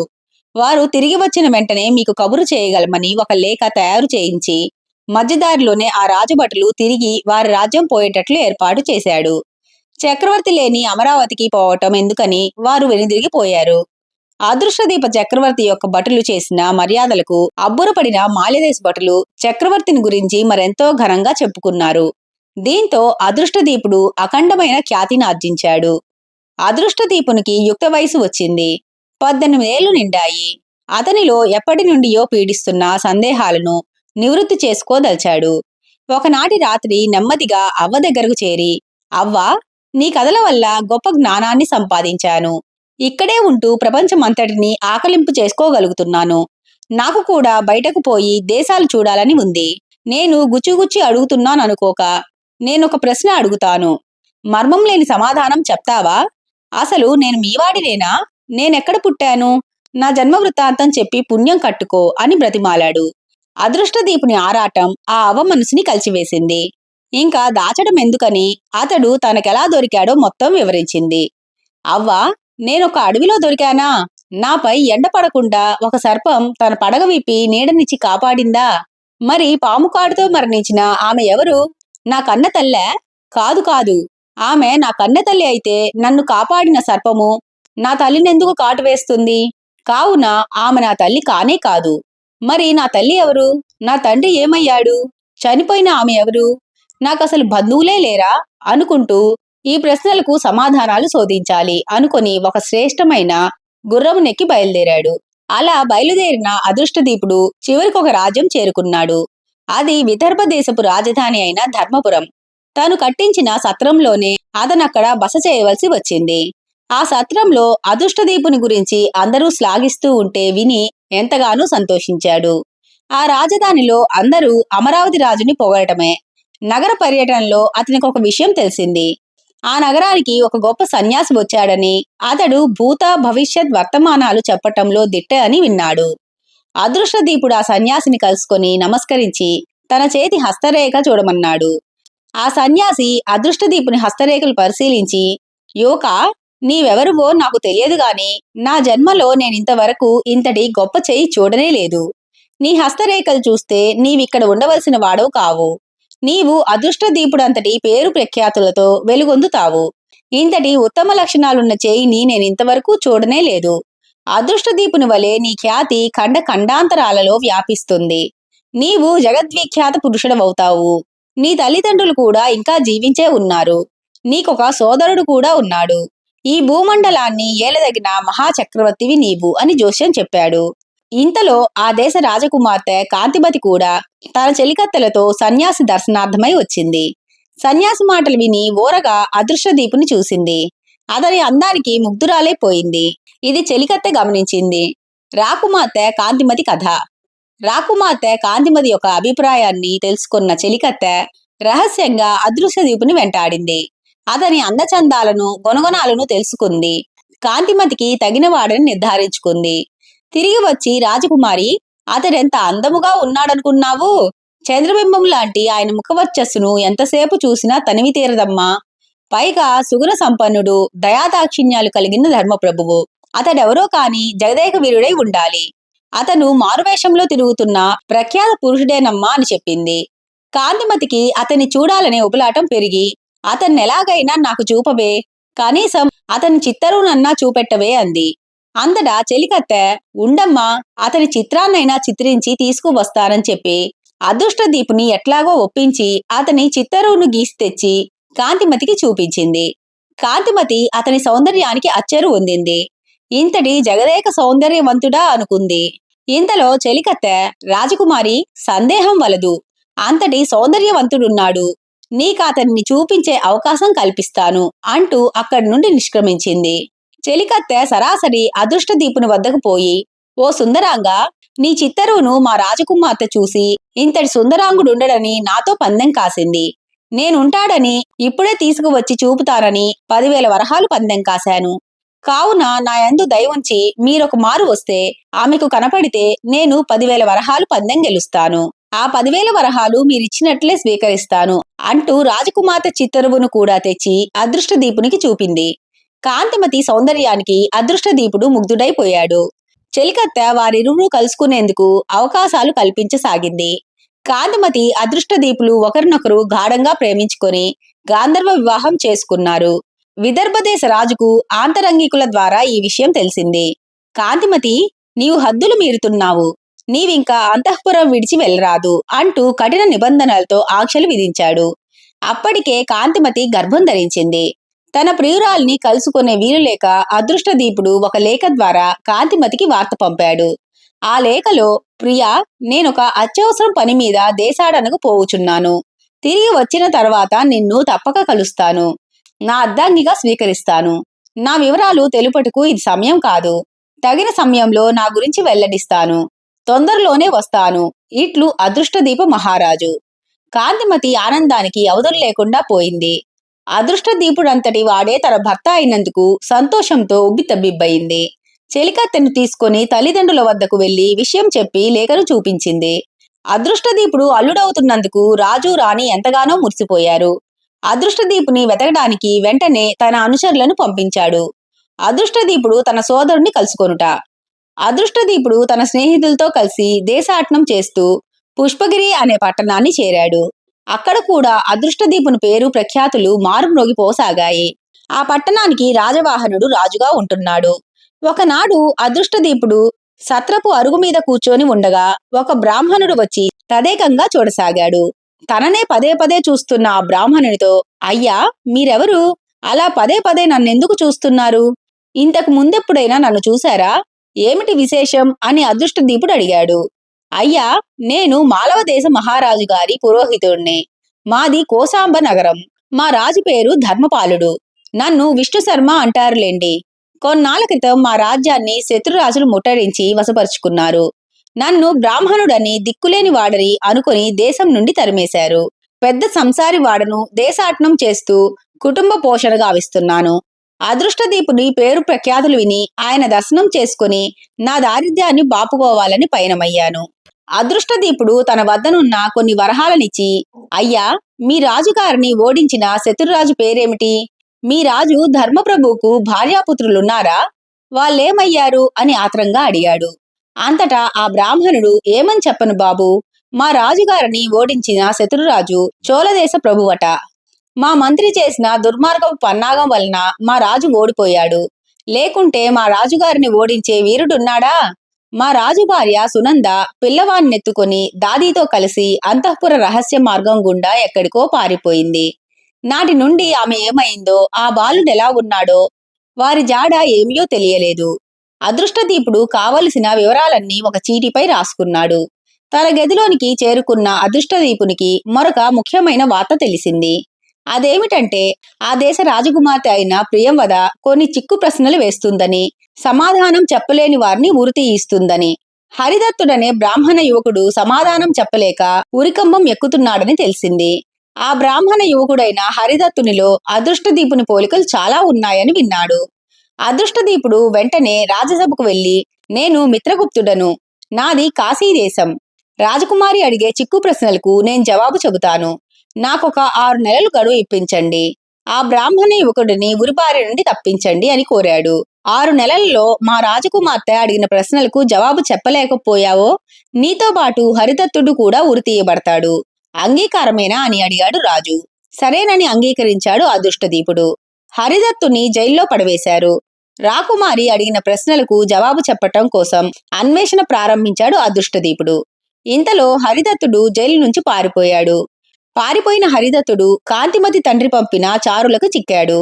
హరిదత్తుడు ముమ్మూర్తుల అదృష్టదీపుని పోలికలతో ఉండటం అందరూ హరిదత్తుని అదృష్టదీపునిగానే భావించసాగారు. కాంతిమతి కూడా అతడే తన భర్త అనుకొని, చూసిత్రా మన బాలుని, వీడు అచ్చం తన తండ్రిని పోలి ఉన్నాడు. వీరికి జాతక కర్మాదులు చేయాలని రాజుగారు చూస్తున్నారు. తాను అదృష్టదీపుడను కాను అని హరిదత్తుడు ఎంత మొత్తుకున్నా ఎవరూ వినటం లేదు. పైగా మతి భ్రమించిందేమోననుకోసాగారు. అక్కడ అదృష్టదీపుడు ప్రియంవద అడిగిన చిక్కు ప్రశ్నలకు అతి ప్రయాసతో సమాధానాలు కనుగొని వస్తూ ఉంటే, జైల్లో నుండి పారిపోయిన హరిదత్తుడు అతనేనని, హరిదత్తుని పోలికలతోనూ అదృష్టదీపుని బంధించి రాజాస్థానానికి తీసుకుని పోయారు. నేను హరిదత్తుణ్ణి కాదని మిత్రగుప్తుడు ఎంత మొత్తుకున్నా ఎవరూ వినలేదు. జైల్లో నుండి పారిపోయినందుకు రాజుకు కోపం వచ్చి ఈతన్ని ఉరితీయండి అని ఆజ్ఞాపించాడు. వెంటనే మిత్రగుప్తుడు మీ కుమార్తె అడిగిన ప్రశ్నలకు జవాబు చెబుతానన్నాడు. అంతటా రాజకుమారి, ఆనాడు నా ప్రశ్నలకు జవాబు చెప్పలేక ఉరిశిక్షకు గురైన వీనికి ఇంతలో ఎలా తెలుస్తుంది? కావున ఒక కాగితంపై రాసిమ్మని ఆజ్ఞాపించింది. అంతటా మిత్రగుప్తుడు కాగితంపై సరైన సమాధానాలు రాసి ప్రియంవదకు పంపాడు. సమాధానాలు చూసిన రాజకుమారి ఆశ్చర్యపోయి, ఇవి సరైన సమాధానాలే అని నిర్ధారించుకొని, అన్న మాట ప్రకారం జవాబు చెప్పిన వానినే పెళ్లి చేసుకుంటానంది. మిత్రగుప్తుడు, నేనొక మారు నా బసకు వెళ్ళదలుచుకున్నాను అన్నాడు. రాజ మర్యాదలతో మిత్రగుప్తుని తీసుకొని వస్తూ ఉంటే అతని మిత్రుడైన బలభద్రుడు ఎంతగానో సంతోషించాడు. రాజభటులు పోయిన తరువాత మిత్రులిద్దరూ చర్చించుకోసాగారు. అసలు ఈ హరిదత్తుడేమైనట్లు? ప్రియంవద హరిదత్తునికే దక్కాలి. వారిద్దరూ ప్రేమించుకున్నట్లు తెలుస్తోంది. వీళ్ళేమో నన్ను హరిదత్తుడుగా భావిస్తున్నారు. ఇట్లా అనుకుంటూ ఎలాగైనా హరిదత్తుని వెతికి తీసుకురావాలని నిర్ణయించుకొని మిత్రులిద్దరూ చెరోవైపు బయలుదేరారు. మిత్రుడైన బలభద్రునకు మార్గమధ్యంలో ఒక సత్రంలో 2 బ్రాహ్మణులు మాట్లాడుకోవటం వినిపించింది. కాంతిమతి బిడ్డకు జాతక కర్మాదులు చేయ సంకల్పించారని, ఆ ఉత్సవమునకు పోయి సంభావనలు తెచ్చుకోవాలని అనుకుంటున్నారు. 1వ బ్రాహ్మణుడు, మరి ఆ మహోత్సవానికి ఏదో ఆటంకం వచ్చిందని విన్నాను, నిజమేనా అన్నాడు. దానికి 2వ బ్రాహ్మణుడు, నిజమే, ఆ వచ్చినవాడు నేనీ శిశువుకు తండ్రిని కాను అంటున్నాడట. నేను అదృష్టదీపుని కాను అని ఎంత మొత్తుకున్నా వినటం లేదట. దానికి 1వ బ్రాహ్మణుడు, అవునా, అయితే అతను తప్పక హరిదత్తుడై ఉంటాడేమో అన్నాడు. దానికి 2వ బ్రాహ్మణుడు, హరిదత్తుని గురించి నీకెట్లా తెలుసు అన్నాడు. దానికి 1వ బ్రాహ్మణుడు, కొన్నాళ్ల క్రిందట నాకొక శిశువు దొరికాడు. ఇంటికి తెచ్చి హరిదత్తుడని నామకరణం చేశాను. మరి కొంతకాలానికి నాకు కూడా ఒక పుత్రుడు కలిగితే నా భార్య హరిదత్తుని ఆనాటి నుండి వేరుగా చూడసాగింది. సహించలేని నేను హరిదత్తుని ఒక ఆచార్యుని వద్ద కుదిర్చాను. అక్కడి నుండి హరిదత్తుడు కొంతకాలానికి ఎటో వెళ్లిపోయాడట. దానికి 2వ బ్రాహ్మణుడు, మరి మీరిప్పుడు అతన్ని గుర్తుపట్టగలరా అన్నాడు. దానికి 1వ బ్రాహ్మణుడు, ఏమో, హరిదత్తుడు కూడా రాజకుమారుడే అయి ఉండవచ్చు. లేనిచో అదృష్టదీపునికి హరిదత్తునికి ఒకే పోలికలుండటమేమిటి? వారిద్దరూ అన్నదమ్ములై కూడా ఉండవచ్చు అన్నాడు. ఈ సంభాషణ విన్న బలభద్రునికి వారిద్దరూ సోదరులేమోననే అనుమానం వచ్చింది. సన్యాసి చెప్పినది నిజమవుతున్నదేమో అనుకున్నాడు. ఇంతలో అక్కడికొక వృద్ధురాలు వచ్చి, అయ్యా, ఇంతకు ముందు హరిదత్తుని ప్రస్తావన తెచ్చినాయన ఏడి అని అడిగింది. నీవెవరువు అని అడిగాడు బలభద్రుడు. నేను ధర్మపాలుని ధర్మపత్నిని, సునందను. కోట శత్రురాజుల వశమైందని గ్రహించి శిశువును దాదీకిచ్చి ఇద్దరం అంతఃపురంలోని రహస్య మార్గం గుండా తప్పించుకున్నాం. నేను అడవిలోనికి పారిపోయాను. దాది బిడ్డతో సహా వేరొక దిక్కుకు పోయింది. నేనిలా పోయి కొన్ని దినములకు ఒక ప్రాంతంలో చేరితిని. అక్కడ నేను రెండవ బిడ్డను కన్నాను. బిడ్డకు పాలు తీసుకువద్దామని వెళ్లి తిరిగి వచ్చిన నాకు బిడ్డ కనపడలేదు. వలవలా ఏడ్చాను. ఇంతకాలానికి మీ ద్వారా వారిద్దరూ సోదరులేనని గ్రహించాను. అంతటా బలభద్రుడు, అదృష్టదీపుడు, హరిదత్తుడు అన్నదమ్ములే. వారిరువురు సునందరాని బిడ్డలే. వారి తండ్రి ధర్మపాలుడే, సందేహం లేదు అంటూ ఎగిరి గంతేశాడు. వెంటనే రాజాస్థానానికి వెళ్లి హరిదత్తుని గుర్తించాడు. కాంతిమతికి ఈతడు నీ మరిది అని చెప్పాడు. హరిదత్తునికంతా వివరించి చెప్పాడు. హరిదత్తుడు తనను పెంచిన బ్రాహ్మణుని గుర్తించాడు. హరిదత్తుడు అన్న అగు అదృష్టదీపుని కలవాలని తొందరపడసాగాడు. అంతటా బలభద్రుడు తమ సంకేత స్థలమునకు తీసుకుని హరిదత్తుని అక్కడ ఉండమన్నాడు. అక్కడే ఉన్న ప్రియంవదకు హరిదత్తుడు ఈతడే అని ప్రియంవద హరిదత్తులను కలిపాడు. విషయాన్ని వివరిస్తున్నంతలో అదృష్టదీపుడు అక్కడకు రానే వచ్చాడు. వెంటనే బలభద్రుడు అదృష్టదీపునితో, చూశావా మిత్రమా, నీ అనుంగు సోదరుడు ప్రియంవదను ప్రేమించిన వాడును అయిన హరిదత్తుని ఎలా తీసుకువచ్చానో అంటూ పరిచయాలు చేశాడు. అన్నదమ్ములిద్దరూ సంతోషంతో ఆలింగనం చేసుకున్నారు. తనను పెంచిన బ్రాహ్మణునికి కృతజ్ఞతలు చెప్పుకున్నాడు హరిదత్తుడు. ఇంకా మనం మన తల్లిదండ్రులను అన్వేషించాలి పద అన్నాడు. అదృష్టదీపుడు, ఆ శ్రమ అక్కర్లేదు, ఇదిగో ఈ వృద్ధురాలే మీ తల్లి సునందారాణి అంటూ బలభద్రుడు పరిచయం చేశాడు. అయితే ఇక మిగిలినది ఒక్కటే, మన తండ్రి గారైన ధర్మపాలుని విడిపించడమే అన్నారు అన్నదమ్ములిద్దరూ.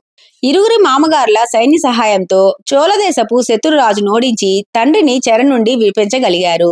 వృద్ధులైన ధర్మపాల, సునందలు రాజ్యాన్ని కొడుకులకు అప్పగించి విశ్రాంతి తీసుకోసాగారు. అదృష్టదీపుడు రాజుగాను, హరిదత్తుడు మంత్రిగాను ఉండి చిరకాలం రాజ్యాన్ని సుభిక్షంగా పరిపాలించారు. అదృష్టదీపుడు తన రహస్య జీవితం నుండి వెలుగులోనికి వచ్చాడు. కాంతిమతి అదృష్టదీపులకు, ప్రియంవద హరిదత్తులకు రంగరంగ వైభవంగా వివాహం జరిగింది. దేశం నలుదిక్కుల నుండి రాజులు ఏతెంచి ఆశీస్సులను అందించారు. ఇలా గురు శిష్యులు కథలు చెప్పుకుంటూ కాశీకి సురక్షితంగా చేరారు. ఇంతటితో కథ కంచికి మనం ఇంటికి. ఈ కథ కనుక మీకు నచ్చినట్లయితే లైక్ చేసి, షేర్ చేసి, కామెంట్ చేసి మన ఛానల్కి సపోర్ట్ చేసేయండి ఫ్రెండ్స్. ఇక ఉంటానండి. By by.